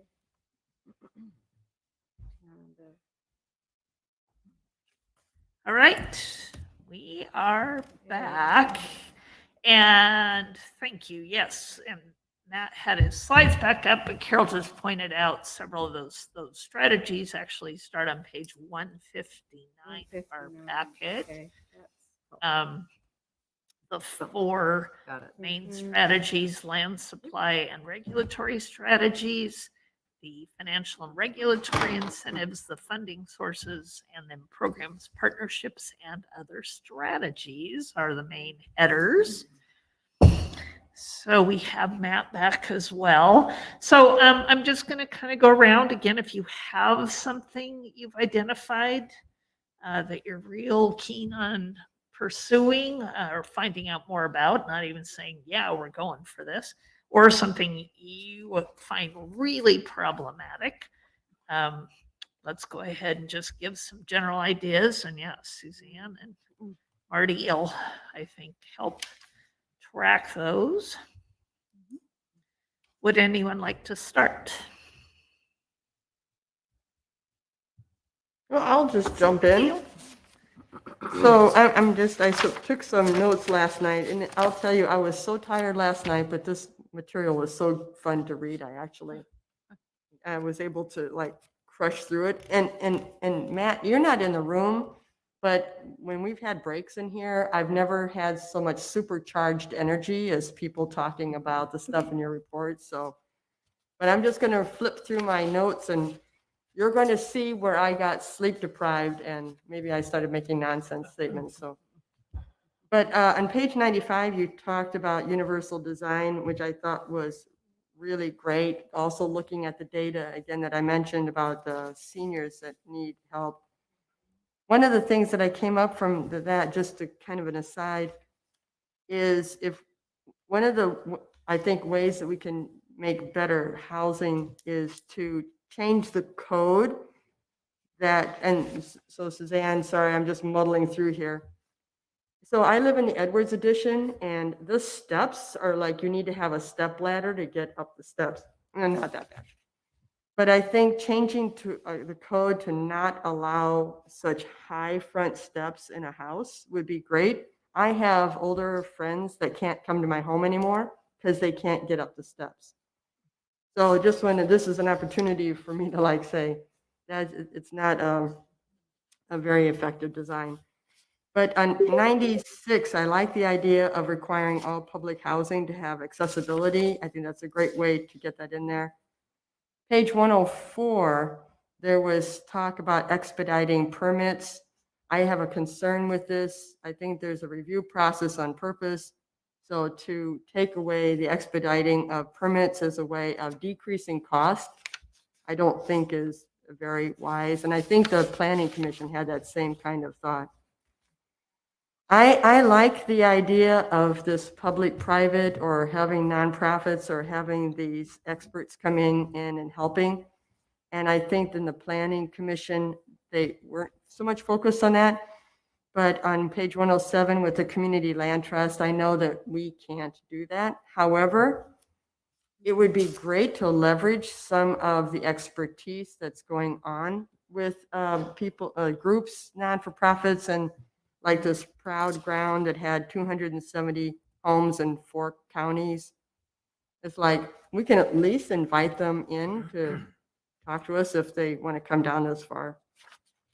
And with that, then on page 111 is that whole idea of the public-private partnerships. I know the CDC has been really great, but Habitat for Humanity, do we even have that in Polk County? I don't even know that we do. There's a very active Salem chapter, and they are marrying Polk County, I believe. Their executive director is on the board of trustees of Western and is very interested in working more in Polk County. Okay, so I think that would be that, let's develop those relationships. Yep. And leverage that expertise for us. Yeah.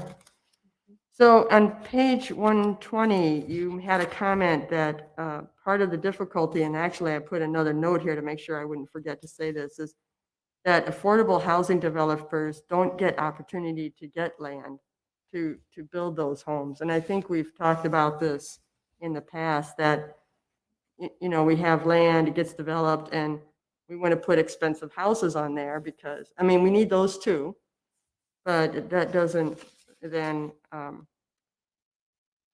get those more affordable homes. And some data that I don't know if Brent has this, but I read that there's 5 evictions in Polk County a day. And it's like, how many is that in Monmouth? So I'm willing to contact Brent and find out if he knows how many evictions we have in Monmouth, because that's like a flag that we should have go up. A day is pretty bad. I wonder if that is post-COVID, you know, since evictions now are way up Yeah. because landlords now can't evict people. I Right. wonder, maybe we need a trend over 10 years Yeah. to make sure that Some it's kind not of a trend. Yeah.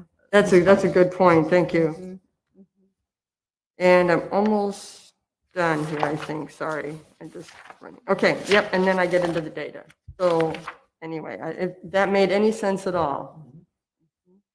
So everybody, that Suzanne got the numbers, because those strategies she mentioned were numbered. So, okay. We got them. Good. Anybody else have their I'm working on it. things they would like to learn more about and explore, or have concerns? Counselor Salinas Oliveros. All right, I'll take a stab at this. I was talking to Counselor Carey about, God, I would love more time to really dissect this information. And I think what now offered that we would potentially get that time and do an Okay. actual poll, we can revisit. Sure, This sure. isn't an all or Okay, that's nothing good. night, but boy, if That's there's good. stuff that really we want to glom onto as a Mhm. group, that would. Yeah, and so I'm looking at the priority list, and you know, allowing for different housing types or smaller housing types. You know, I always come back to the affordable housing, and what does that mean? You know, is it really affordable? Is it really affordable to our low-income families or those who are houseless, and where are they placed? So, you know, looking at the land acquisition and because builders, you know, rightfully so, also want to, you know, make a profit out of those builds. So maybe, you know, looking at how can we really make those truly affordable to our community, especially in those low income brackets. And, you know, is that bringing in more incentives? Is that maybe mixing in these different housing types in established communities? So one of my, I guess, pet peeves is, you know, is just not having that mix of population of people in neighborhoods. And I think it's so important to have low-income families and those in diverse income brackets together in an established neighborhood and communities, because it provides opportunities. And so, and if that means, you know, putting in different housing types, then do so. And educating the community, I think, is going to be something that we're going to have to naturally do anyway when we're looking at these housing types. And that's really important to me. You know, and I say that with just personal experience growing up poor and how you're viewed and being, you know, and so to me, and kind of getting rid of those stigmas and having those opportunities. And so that's really important to me, making sure, and I think it's just the education piece for that. I think that's important. I don't think people mean to like, no, we don't want you here. I think it's more, we don't, you know, it's just that education of not knowing, I guess. And so that is a priority as well. And then I see here like the 1.2 increase the allowed density or range of housing types. Talked about that. That's big. Mixed use in commercial areas, the smaller housing, and yeah, so that's really where my concern is. And then also just, it's hard for cities on their own And we talked a little bit about the funding sources to encourage these types of different affordable housing. And I know that Councilor Carey mentioned, is there funding from the state? Is there funding from other sources? So really continuing to dive deep and looking at, how we can include these partnerships and the relationships, and how does that help with the funding piece, and where is the state in the funding piece, and what support are we going to get to truly have the affordable housing piece. And I think that's something, because every time we talk about it, it's like there's always one barrier or something else, and then it doesn't become affordable for the majority of families. So that's really kind of where my priority lies. And like I said, I'm glad that we're going to come back to this to really, dive deeper in it and give us more of a chance to just digest it. Yep. It's a lot of really good information, but there's still so much more information that's being gathered and that's being asked for, and that's going to help us to really digest this. So I'll leave it at that, and I'll just listen. I do agree with the universal designs for the housing. I mean, that just should be a given. For public housing. For public housing, I mean, that should just be a given. So yes, and then the relationship. And I'm interested in what you were hearing about the evictions. Yeah. So yeah. But thank you for this work, Matthew. It's really good. And Suzanne, thank you, Thank you. everybody, for taking part in this. Thank you. Okay. Others want to share where your interests or questions lie? I'll take a shot. I'm with where Rebecca is. I'm not in a position to identify, a top 3 or 4, especially if you overlay this with the code review, Right. Yeah. because they're interrelated. They're very And I read that, I think you people talk in tongues, Matthew.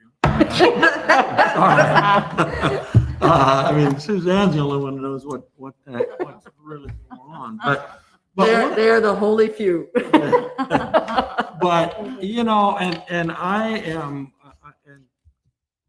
the whole affordable housing thing is a bugaboo for me. And as I've read this, it's almost like affordable housing is defined by the person buying or renting rather than the cost of the property. And Matt, you said numerous times that you would like to have these housing types affordable to a range of income levels, which suggests that there's a sliding scale, which of course there is. Fair enough. I get that, but we have an interest in targeting some of because we have a decent population in that area, even if you pull the college students.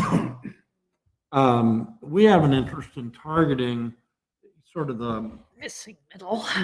missing middle or slightly below, because we don't have a lot of support for that below, but you're right. And so one of the things that I'm interested in that got no traction really with the Planning Commission, but was mentioned, was the Community Land Trust. Now, I don't know, and we'd have to consult our legal genius over there, but we're in the process of redefining what we're going to do with our urban renewal district and projects related to that. Whether or not we could factor a land acquisition into that, and I don't know that we would want to become landlords, but we might be able to develop land to the point that we could pass it off, and Rebecca, we would not need to make a profit in that case. So that might be an access into that. And I've only begun to read the new plan for the urban renewal, but that might be an opportunity for some money. And if nothing else, perhaps buy some potential redevelopable properties that could be turned in. I've got my pet peeve down on the corner of Broad and Jackson. there's 2 homes there and, or 2 dwellings. Are they in the there. urban renewal district? They might be. I don't know whether they are or not. Yeah, well, that would be a problem Don't think so. if they weren't. But if they were, that would be the type of targeted property that we could then, bring online. That's- I don't know how much there is. In Yeah, I don't know urban either, renewal district. and, we're talking about housing supply, we're talking about available land. We've got some homes that are not inhabited right now. And if we could get those and bring those online with that housing rehabilitation thing, those are units that are, I'm not sure how they're counted at the moment. And I think that it's, and I'm going to locate and ask Phyllis to distribute to all of you, Steve Dean's column in the Oregonian on Sunday. And he outlines what he sees as the problem for housing in Portland. And because they are out of land, and in a confined deal like that, the more land that gets, as it becomes more and more scarce, it goes up and up and up, which makes it less and less affordable. And he's calling for a statewide solution, but it's food for thought. And I will just, if there's any enlightenment or edification to be had as a result, then I'll pass that forward. But I really welcome diving into this. I think it's good work. It's excellent work. I'm going to need some time to digest. Not as helpful as you'd like, Matthew. I'm sorry. Yeah, I mean, I think fair enough. And that's what we ended up doing with the planning commission was we gave them kind of a homework assignment. We gave them another, week and a half or something to review this stuff in more detail. And then just answer that question by email. Same question, are there 3 or 4 of these that you think should be particularly high priorities or any that you think should be low priorities? So happy to do that with all of you too. I mean, I'm doing my best to take notes and get everything down that I'm hearing tonight, but I think we would be happy to do that as a follow-up as well. I will say that, using urban renewal or tax increment financing dollars towards housing projects would be another strategy that you could think about. And that could be used for land acquisition. Another number of communities I'm aware of are doing that. And so that's an option.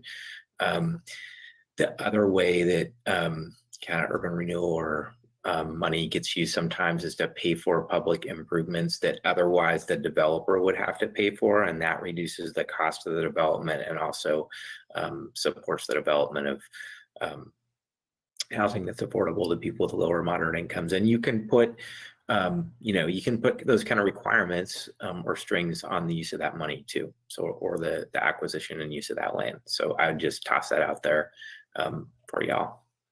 Our attorney, Lane Shetterly, has something on that. Just on the subject of urban renewal, of course, you're already in the middle of an amendment process. I think the letters have gone out. Time for comment is running. I don't recall that housing was a strategy in the. Well, actually, And- two of the properties that we are proposing to bring into the urban renewal area are zoned medium density residential and mixed density residential, and so that we could be partners like Okay. Matt. Yeah, my only, just the limitation there is that you've got a plan in the urban renewal. You've got projects in the urban renewal plan, and then you're constrained by your adopted list of projects. So now, if it's not there, that would not be an opportune time probably to try and add to that amendment since it's already in process. But we could look at it or ask Elaine to look at it and see what kind of opportunities there might be. Yeah, it feels like the project list was a minor amendment. So Uh-huh. once we go through the major amendment, then we could go through another minor amendment to do projects. I thought we did that. Projects, yeah, depending on where those opportunities lie. Depending on the which size. properties are available. Yeah, just we'd want to work with Elaine to Yep, make sure yep, that we're it's- fitting it in. Process. Yep. Okay, thank But- you, Elaine. But I think to Councilor Carey's point of finding these properties that are, either vacant, and I had a note about estate sales where the houses is gone down and needs to be purchased and fixed back up again. leveraging the people with community land trusts who know how to do that, working with Rita with the CDC, I think we can do two things, right? Bring up the property so that it looks good again, and at the same time, get a young family or people in there. Because I love the quote, and I don't know everybody had a chance to see this, but CETS, Matthew, what's a CETS? Because I'd have to go back and find out what that is on that page. It's on page, well, they have, well, it's okay. What this is, they have very strong and long-lasting anti-displacement strategy and supports wealth building through home ownership over long term. And he projected 10 to 20 units, which is 10 to 20 families. So that's huge. So I think you're onto something here with getting those properties purchased up with some kind of PPE or PPP or something with a bunch of letters in it. And that now is going to sound like my little grandson is talking. Counselor Bells. I mean, I agree with what everyone's saying, and I do need much more time to digest this. Two things did jump out at me. Anybody that knows me knows one of the things I always say is we're making more people, we're not making more land. So how do we utilize the land that exists? And I don't know. Right now, my husband and I are looking at building an ADU on our property for a family member, but it is, it's stressful and challenging and difficult, and there's all these barriers to doing it, not to mention the fact that it is very, very expensive. In Portland, they say it costs you about $200,000 to build an ADU. Here, we're looking at $75,000 to $100,000. There's got to be ways to make this more affordable and then incentivize people to do it on their own property so that they can have a rental unit. And that, you know, anybody that owns a home hopefully has some space where they can put another body. That also goes with this one room idea. I noticed within here they were talking about people basically renting a room out in their home. So there's no incentive to do that. In fact, there's a lot of disincentives to do that. So that's the one thought I had. The other thing is, it will not surprise anybody that I focused on the transit-oriented development because of my background in transportation planning. I read a term in here that I have never seen before, and I would just like it if you would explain it. Tent pole density. What does that mean, please? I do not even remember where that term shows up. What it says is transit-oriented development and a 5 to 10 minute walk shed could be combined with something I've seen referenced to as tent pole density. It just says where a few key locations in the city have been densified and support access to services. We're pretty dense, so. Yeah. That came out of one of the stakeholder interviews that we had, so I had to kind of, and did I come up with that? I don't think I came up with that term. But yeah, That's Stephen Howard. I'm going to ask him. Could be, yeah. But I think it is what you just said. It's sort of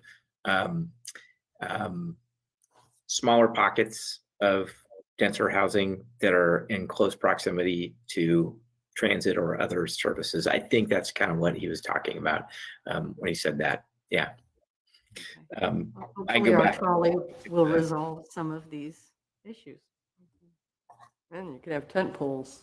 I don't understand the tent pole reference. I'm going to have to, I looked it up and there's nothing on the internet. Well, it's just the theory of the tent pole is it's the piece that makes it feasible for everything else. So if you have tent pole density, Supports that. this is the density that will help make make I've never heard transit feasible. That's That good, must be a new Cease. one. Thank you. Yeah, Very boy, good logic. That's how I read it. That's awesome. Now, do you know this, or did you just No. suss this out? No, it's very logical. No. Yeah. That's what, if something is a tent pole, it's the thing that Okay. holds fair, it, good. makes it feasible Allow. for X. And I've had heard tent pole density, but that's what it makes sense. Okay. You kind of have to have something that, that will be the center that makes everything else feasible to gather around that. So. It's just in this context, it may be misconstrued as something having to do with houseless people. So I just was trying to make sure it wasn't that I wasn't missing something. Yeah, no, I don't. No, I don't think it was talking about that. The unhoused. Thank you. I Okay, like the that's it. mayor's definition. It's good. Yeah, Okay. makes sense to me. All right, Counselor Oberst. So I'm going to start out with, my son stumbled across this interesting piece on the internet that showed a couple of different cities, and I cannot recall what they were, but it demonstrated how basically low density is subsidized by everything else in town in a lot of cities. Typically low density neighborhoods, you'll hear people complain about the huge amount of property taxes they're paying, and yet they're actually subsidized in the services they get from the city. And other neighborhoods at higher densities and commercial and industrial properties are who does the subsidizing. And so building mixed density, mixed use particularly, has a real advantage for communities because one of those tent poles is funding the services that they get, if you will, and trying to spread that burden out a little more equally around town. I'm going to see if he can still find that because I think it's something we would benefit from seeing. It's a short little piece, and it was really good. So I'm just going to run through these real quick. I'm going to start with community education, and that's what I was just talking about. The biggest part of it is explaining that having that pockets of higher density, having mixed density, having mixed use is extremely valuable to the community in making it a more affordable, more livable place for everybody. How we do that is the tough nut, but laying out that it's a desirable outcome is a big part of the battle. And it's, I think, And the education around. right, yeah, why no, that's what and I'm saying, that, the yeah. education, yeah. Because if you don't lay that out, that's when you run into NIMBY problems, and barring some of the legislation California has recently passed to take those options away from cities, the only other way to go about it is to build community support by explaining how it is valuable to the community. So that's sort of my first thing, and going along, as long as I'm in the fours, coordinating affordable housing development and property owners, I think is critical, and the transit piece. I'm looking forward to the trolley and seeing how that impacts mobility around town. I'd love us somehow down the road to have a trolley route that loops out through town a little bit more instead of just up and down the main drag, and gets closer to people's homes, so that you can walk to a bus stop and hop on the trolley. That's going to be a real challenge. Public-private partnerships, I've always been a fan. Construction excise tax strikes me as being a reasonable way to raise some money to fund these programs, if we can look into that a little bit more closely. I actually kind of like, I'm a big advocate for diverse footprints and diverse facades, but I also kind of like pre-approved plans. 2.2, simply because that takes a chunk of the uncertainty off of the developer. You build this and you know you're approved and you can get going quicker. Tax abatements and SDC deferrals, particularly the latter. If I'm building a house and I have to pay my SDCs before I can even stick a shovel in the ground, that's going to make it that much tougher for me. Whereas if I can wait and pay SDCs a year after I get the house sold or moved into, that would make an incredible difference in the ability of people to start these projects. Tax abatements or deferrals, same general idea. And then getting into the ones finally, we have a real dearth of mixed use commercial zone, getting housing into those areas. I think it's a piece of the code review that we're looking at. I would really like to see us make sure that that is an available option so we can see more of that. The building on Main Street that has just gone in is a prime example of what we could build more of, particularly in the sort of that main drag of Highway 51. I'm going to stress again the UGB swap. I think for the short term, it doesn't bear fruit. For the long term, it's critical. And I would really like to see us focus on that. Code amendments for small housing types. The single room occupancy, referring to my son again, a good friend of his went to U of O. And one of his years down there, he moved into, it looks like an apartment house, but each apartment is 4 separate lockable bedrooms, 2 bathrooms, kitchen, living room. So each roommate had their own individual room. When you moved in, you just said, do you have anything available? Yes, you're in unit 7A. You had no idea who your roommates were. Sometimes people would work together and go in as roommates, but other times not so much. And if we could encourage some of that close by campus and see students going there and freeing up the standard apartments and small houses around town for family use, that's one place where I think encouraging housing for students might actually bear fruit for the rest of the community.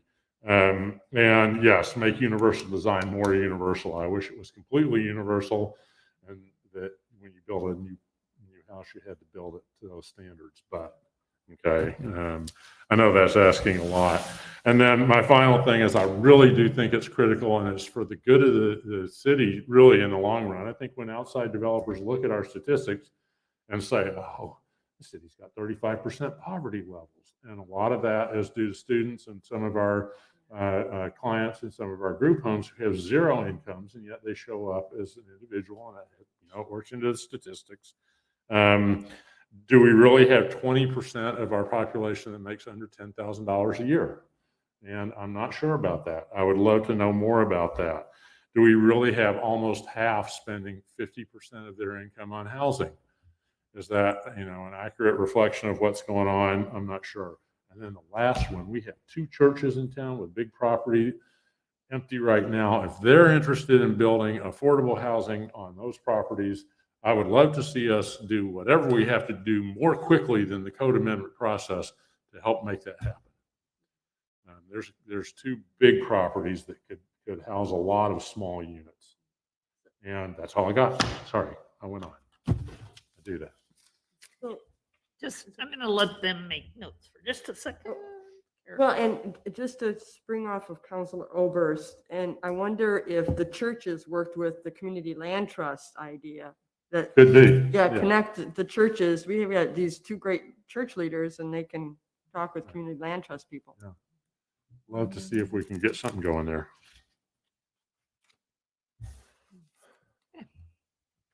Councilor Carey.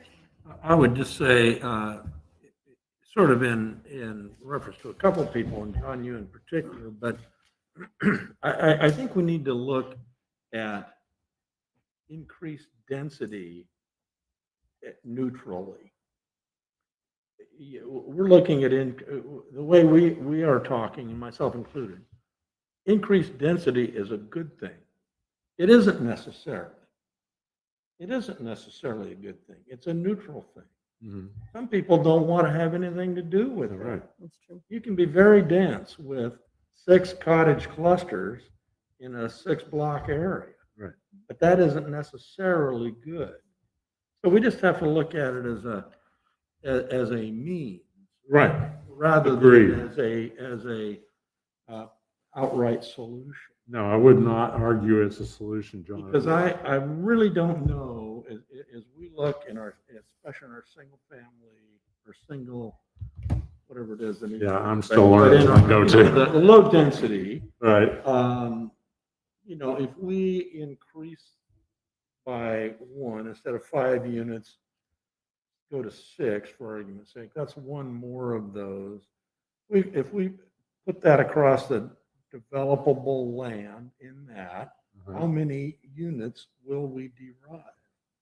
Because each it's one a rhetorical question. Yeah, because each one could be a duplex, and each one could have an ADU, so 6 could equal 12.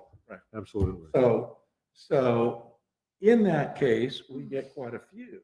But is that, and again, there's no answer here, and I'm not suggesting one. But is that the type of development that we'd like to have? Right. And in order to meet this Right. goal? And I think part of my response would be what I'm talking about is allowing pockets, especially in our main routes near public transit, et cetera, of considerably higher density, allowing perhaps, allowing things like commercial, residential over commercial where it's not allowed now, allowing perhaps some apartment houses that go a little taller than they do right now, and so on.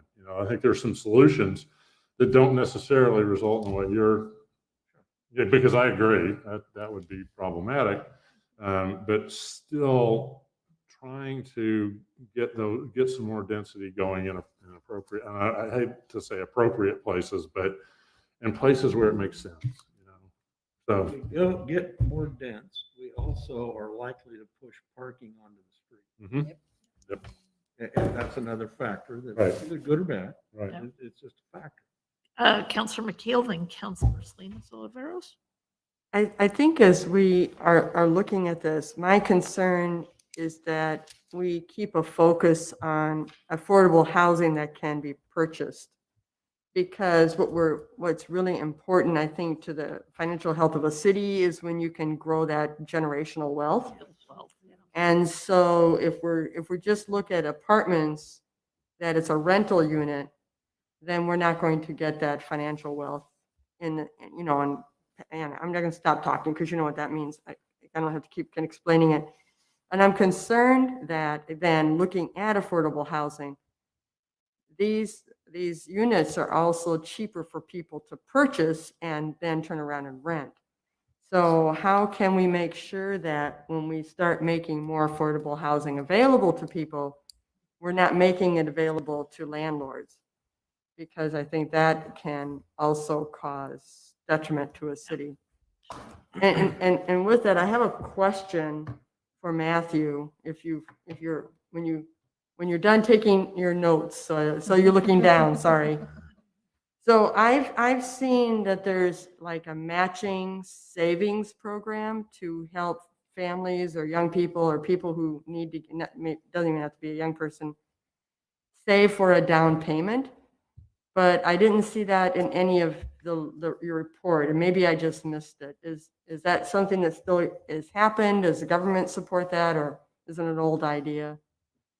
There are down payment assistance programs and things of that nature. And we often kind of include that kind of strategy in kind of a broader set of strategies. It says financial assistance programs. That one's not listed very explicitly in here. I mean, so that is something that we could say a little bit more about those kind of programs. That would be good, because I think that would, get people ready, particularly young people now with the obscene college debt that they have. That would be a great assistance to them. Okay, thank you. That was an editorial comment about the obscene college debt, because I work in a college and I think it's obscene. Yeah. All right, Counselor Salinas Oliveros, and then maybe we'll wrap up for tonight so that we can each get a chance to Sure. say more. Okay? Sure. So I'll try to explain this the best I can. So in 4.4, coordination between affordable housing developers and property owners and service providers, I see there's a comment and it says, I would be wary of designing any programs that concentrated low income or affordable housing to certain locations within the city.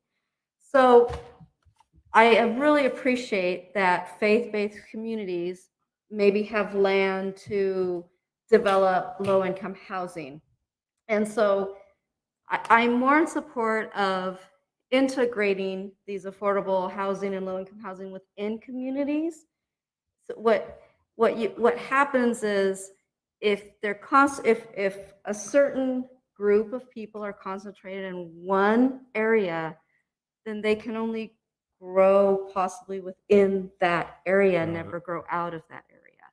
And then it becomes the stigma of, oh, that's where the low-income families live. The projects. And then everybody knows, like, Right. which are the rich communities, which ones are low-income communities, which ones are the poor communities. I mean, I think our family lived in most of all of those levels. So, so it's like, you want to just make sure that there is, services, transportation really close by, that it's not, taking this issue that we may have and moving it out somewhere, right, so got we it. don't have to look at it anymore. Does that make sense? And so I think you find the churches in question are not. are not out. No. Okay. no, that's good. And that was my only concern with that. I read that and I was like, yep, I get it.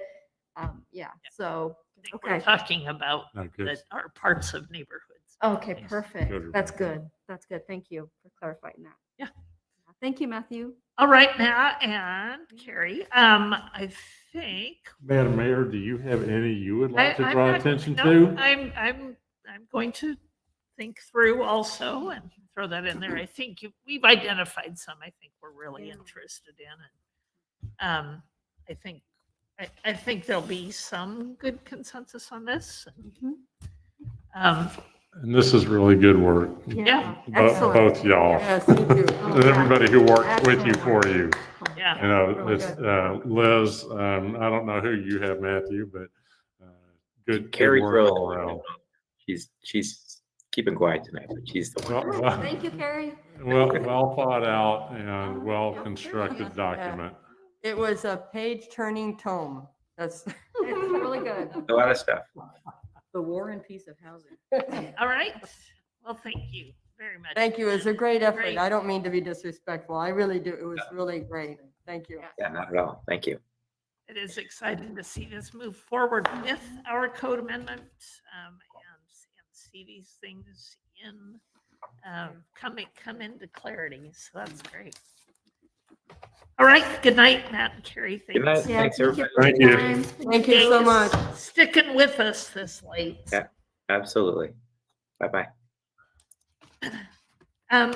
I'll go ahead and just move briefly to our other report items, I believe, and a few things. First of all, for those of you who don't know, I'd like to publicly wish a somewhat belated birthday to our city manager, Marty Wines. So, Oh. happy birthday. You get to sing happy birthday? Not why Thank you. You know, one of the benefits of my birthday is I don't require singing from anybody. So, so much. Thank you. Happy birthday, Marty. Happy birthday. Her second year with us as well. Yes, and the anniversary of her joining us. So all great news to celebrate. Appreciate that. For my mayor's report, I actually did have just a couple of upcoming things I want to make sure folks know about. Our Christmas tree, holiday tree lighting will be Friday, December 2nd. Typically, that starts off with the parade that starts in our library parking lot, moves towards Western about 5:30. They start serving hot chocolate and things on campus. And when the parade arrives and Santa arrives on the fire truck, then we have a few little speechifications and students reading their essays, and then we light the holiday tree on Western's campus, and there'll be activities on campus after that, so I hope everyone can make it over for that. They put the lights up today, yesterday. So so the new president got to go up in the bucket Oh, my. and help with that. good. So he's got some good video of that, so that's going to be exciting. And on Monday, next Monday, The Our- 21st. our trolley. Clang, clang. Yay. So we will be tentatively, and I'm sure Marty will, or Sabra Jewel will confirm this with you all when we find out for sure. We are tentatively scheduled for it to pull up into our Public Works parking lot at 3 p.m.-ish on Monday. That will be preceded hopefully by a procession.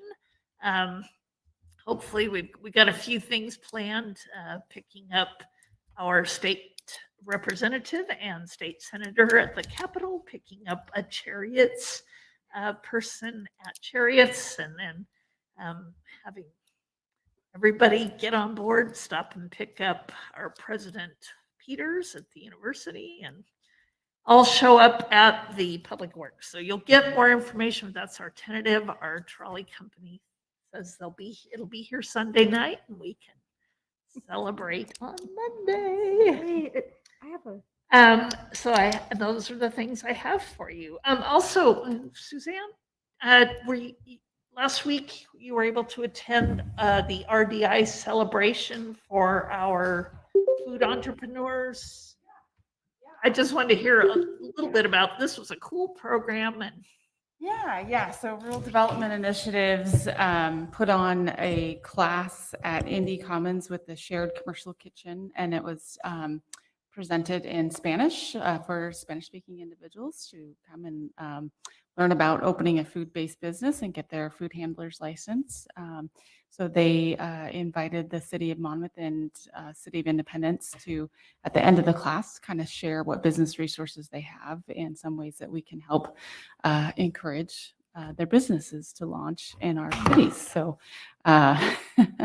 luckily I had a translator there. I was able to say my name in Spanish and that was about it. And he said, "Oh, I'll walk away. You don't need me." I was like, "Oh, no, por favor." So I learned my lesson there, but yeah, no, it was really great. And they had, it was a nice celebration since it was the last class. They had family members there and a food that they had made, and so it was a buffet, so you could go sample all the yummy food as well. So yeah, thanks for mentioning so that. hopefully, Yeah, we'll be maybe able we'll get to some new businesses out of support it. some new businesses from some new entrepreneurs that got that training.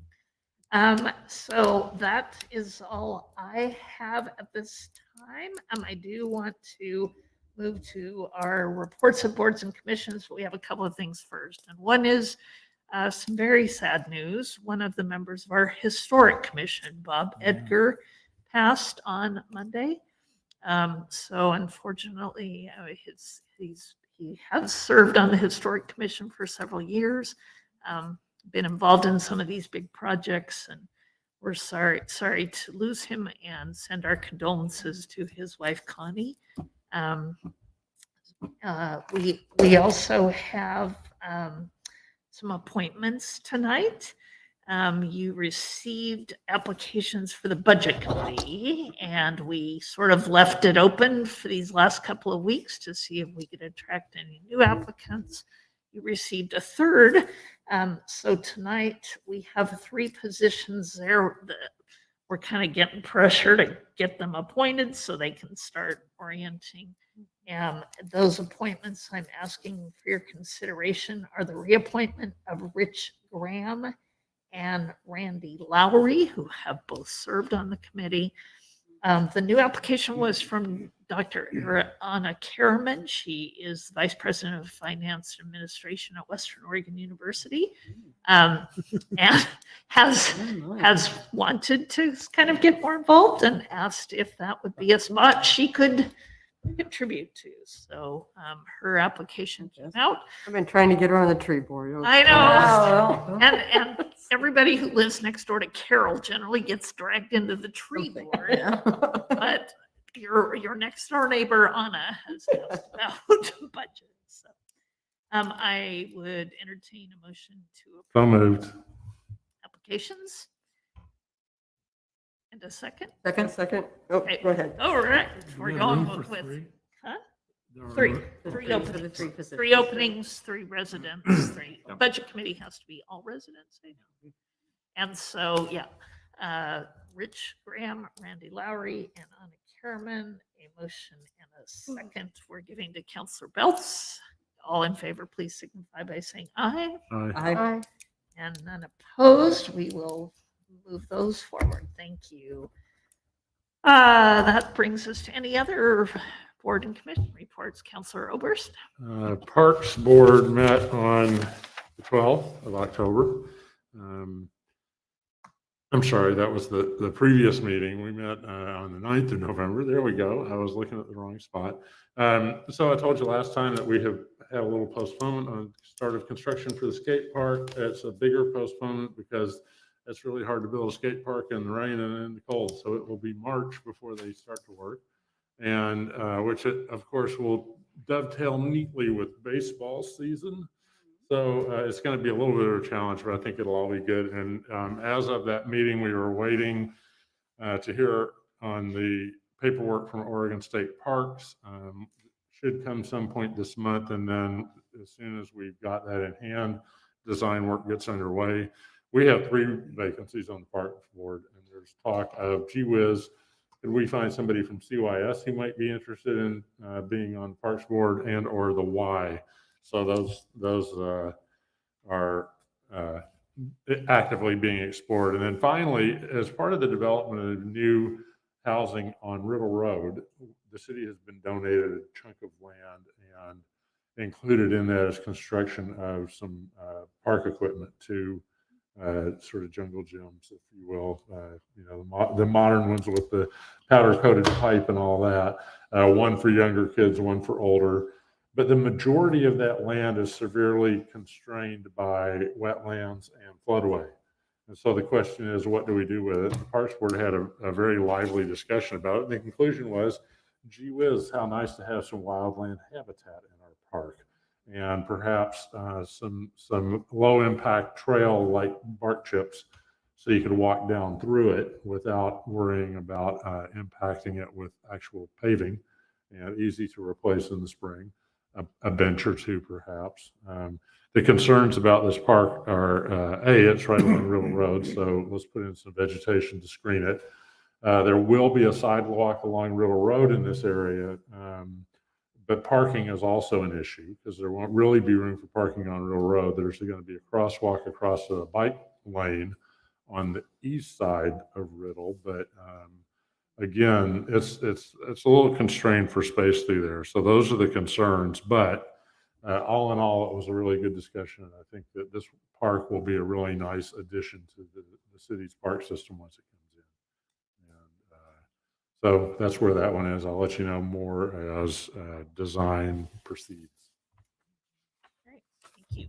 Yes, Councillor Belson and Councillor Salinas Oliveros. I've attended 2 board meetings. The first was SEDCOR board, and we actually had the pleasure of meeting in the City of Independence, which was so nice to not have to make a long drive to go to that meeting. Primarily, we got an update on things that are happening in Independence, and Kate Schwarzler did a presentation about Indy Commons and her program. The other meeting that I attended was the library board meeting. We met on November 9th. And I just want to make sure everybody realizes that the library is continuing to add more in-person programming for all ages. They are supporting the community by celebrating this season of giving. They have donation box for the Windermere Coat and Blanket Drive, the city's food drive to support Ella Curran Food Bank, and beginning next week, they will have a CASA giving tree to help support the current 109 kids that are in foster care in the CASA program in Polk County. And Chris just wanted to make sure you knew that they were keeping busy and trying to stay healthy. Wise words. Thank you. Great, thank you. So Historic Commission met Wednesday, November 2nd, and Bob Edgar was there at the meeting. I sat right next to him, and he looked amazing. He's such a nice, soft-spoken, so much knowledge, so much history. He was even offering to help with a project that a history class. We had a presentation by 2 students at Western. They're taking a history class with Kim Jensen, and they went on the tour of the fallout shelter in the education building, and they were talking about what they were finding. They're going to have a showing of some of those items. They're trying to confirm where they're going to have that showing, and they were going to work with Bob with some information that he knew about with the state and the state library, I believe. And so he's going to be very missed. He's very, very sweet person. We also had one of our members, Ron Woodruff, who talked, he's an architect, and he talked about the late 19th century building styles. And we were thinking of maybe, we had a discussion about Historic Preservation Month coming up in May, and maybe he can do something like that, incorporating some of our buildings here in Monmouth. He has so much knowledge of 19th century architecture, and so we talked about that, and then we reviewed the historic building preservation plan for the Evangelical Church, and just kind of reviewed some of ideas of extra things they'd like to maybe put in there. You know, there were some ideas about maybe having a workspace for the community to come in, you know, a space where maybe some classes they could offer for the community. So looking at how to maybe incorporate some other things for the evangelical church now that it's going through the preservation plan. And that's pretty much it. So Thanks, Rebecca. Counselor Carey? Planning Commission meets tomorrow. Yeah, on a continuation of a conditional use permit, which sort of speaks to some of the things that we're talking about today. There's a residence that would like to become a short-term rental.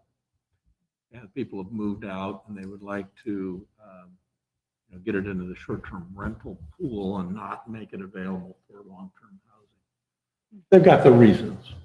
But that's one of the things we're going to need to think about as we look at ways to expand sort of permanent housing. How much of that do we want to expand? And we've got, we got code on that, but it's just another thing we need to be aware of.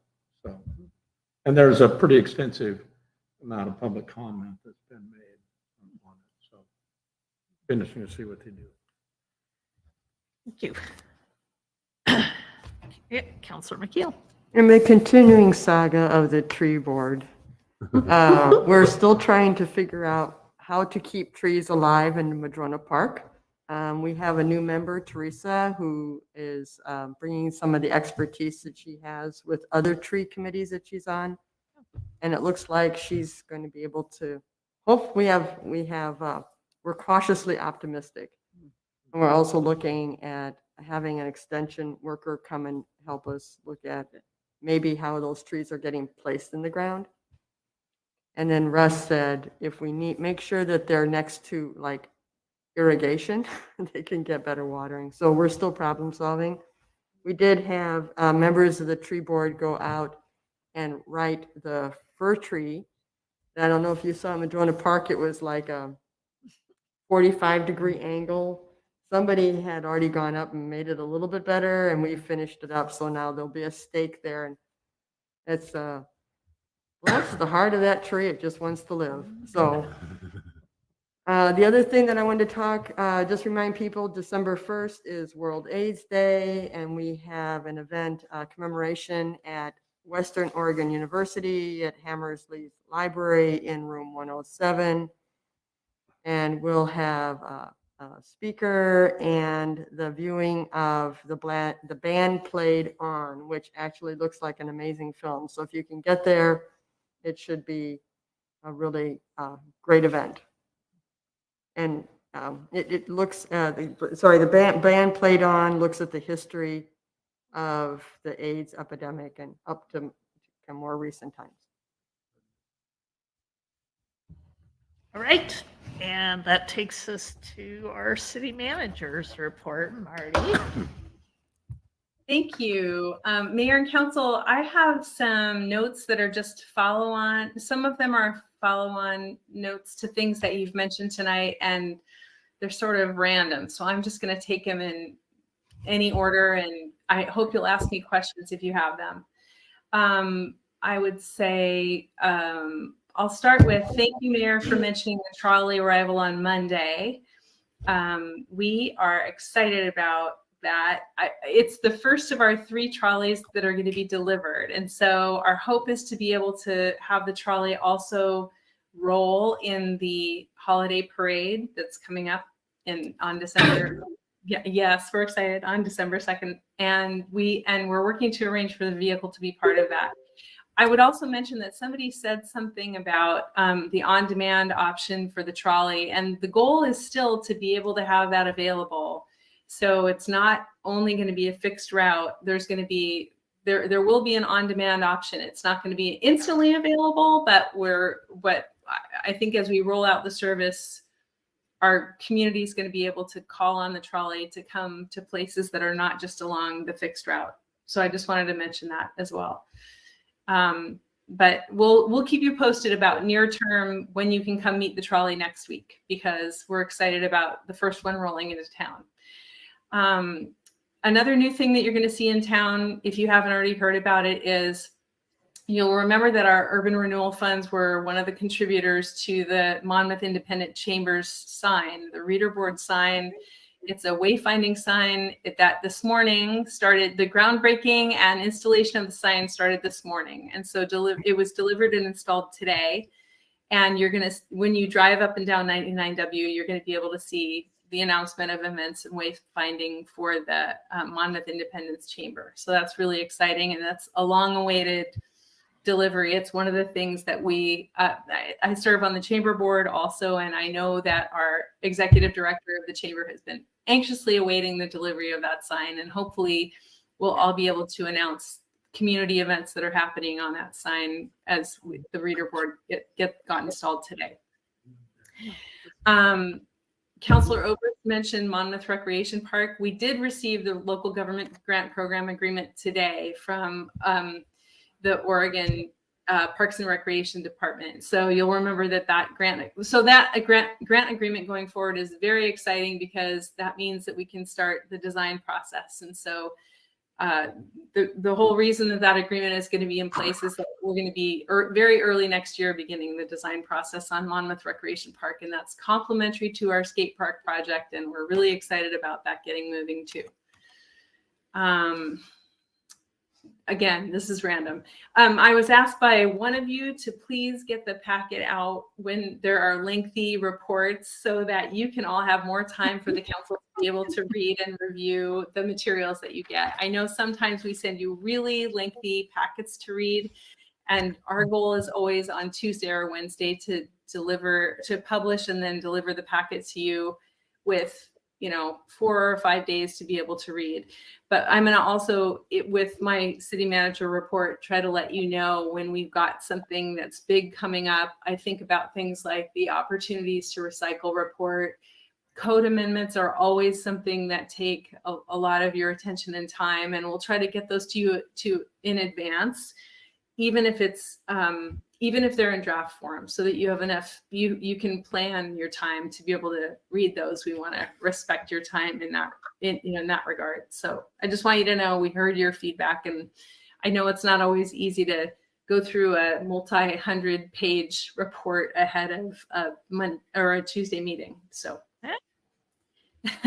great. Urban renewal substantial amendment. Following the notice that we sent out to special districts, just wanted you to know that we have been receiving some comments and requests to answer questions from special districts, and we had the required meeting with Polk County earlier this week, and we've been receiving a few questions from other districts, including Ash Creek Water Control District and Chemeketa Community College, and we're continuing to answer questions, and just wanted you to know that process is moving forward, which we appreciate. The questions that we're getting from special districts really run along the lines of them understanding what the impact of the substantial amendment will be on their revenues and their obligations related to revenue sharing going forward. Let's see, Mayor, thank you also for mentioning Making Spirits Bright and the parade. One of the things that's going to be happening this year is the holiday market, the Merry Market, and both the Senior Center and our operation in the park in the MBA's event related to Merry Market. We're still looking for vendors. So what you'll see in my Friday notes is I'll let you all know how to do this, but we're looking forward to the Senior Center is hosting a kids Merry Market with craft for a maker space, and same thing for our Merry Market. So we're going to be looking for people to come and participate in that. And the time is getting close. We only have a couple of weeks left. Our city recorder sent me a report tonight during our meeting that our latest PSU 2022 population estimate was received. And our population is 11,583. So I just wanted you to know we're continuing to grow, and I'll let you know more soon about what made up that estimate. So anyway, we got our latest population estimate. And then, boy, okay, I should probably do this, not end on a sad note, but last week we had a pretty concerning cybersecurity event that was very concerning. And it was a reminder to all of us in our city operations about how to be skeptical and follow our financial processes. We were already going to increase our cybersecurity insurance coverage, but somebody exploited an out-of-office message and basically intercepted a direct or a planned wire transfer using a spoofed or phishing email, and that was for a major project, and we lost momentarily and then regained $143,000. So it's a man. in case you don't pay attention to phishing or spoofing or anything related to email, you should pay attention to it. And we all got a good lesson about it in the last week. So luckily we were able to get the wire transfer back, and we'll share more with you. We have an ongoing investigation. Luckily, I think we were able to give some information to help us to, I'll just say, intercept back the problem. But at any moment, things can happen that would cause that cause hackers to come and take over your system. And so we need to always be skeptical and aware of what can happen in that regard. Okay, that was a longer report than usually I give you, but I'll give you more information about all that as we go forward. And that's all I've got, unless you have questions for me tonight. Well, and I think that's ending on a good news. Yeah. It's like, you Yeah. won. Oh, we're more aware, right? Right. Yeah. And you got it back. Hearing lots of FBI folks talk Yeah. about these things, you don't always get it back. So Yeah. crazy We're ability lucky. to question at the right time. So. All right. Thank you. Any other council comments or announcements to get us out the door? And I would entertain a motion to adjourn. So moved. All right, don't fight Let's for all it. move. Let's all All in move, Mike. favor, please signify by saying aye. Aye. Aye. Good night. We're out. Good night.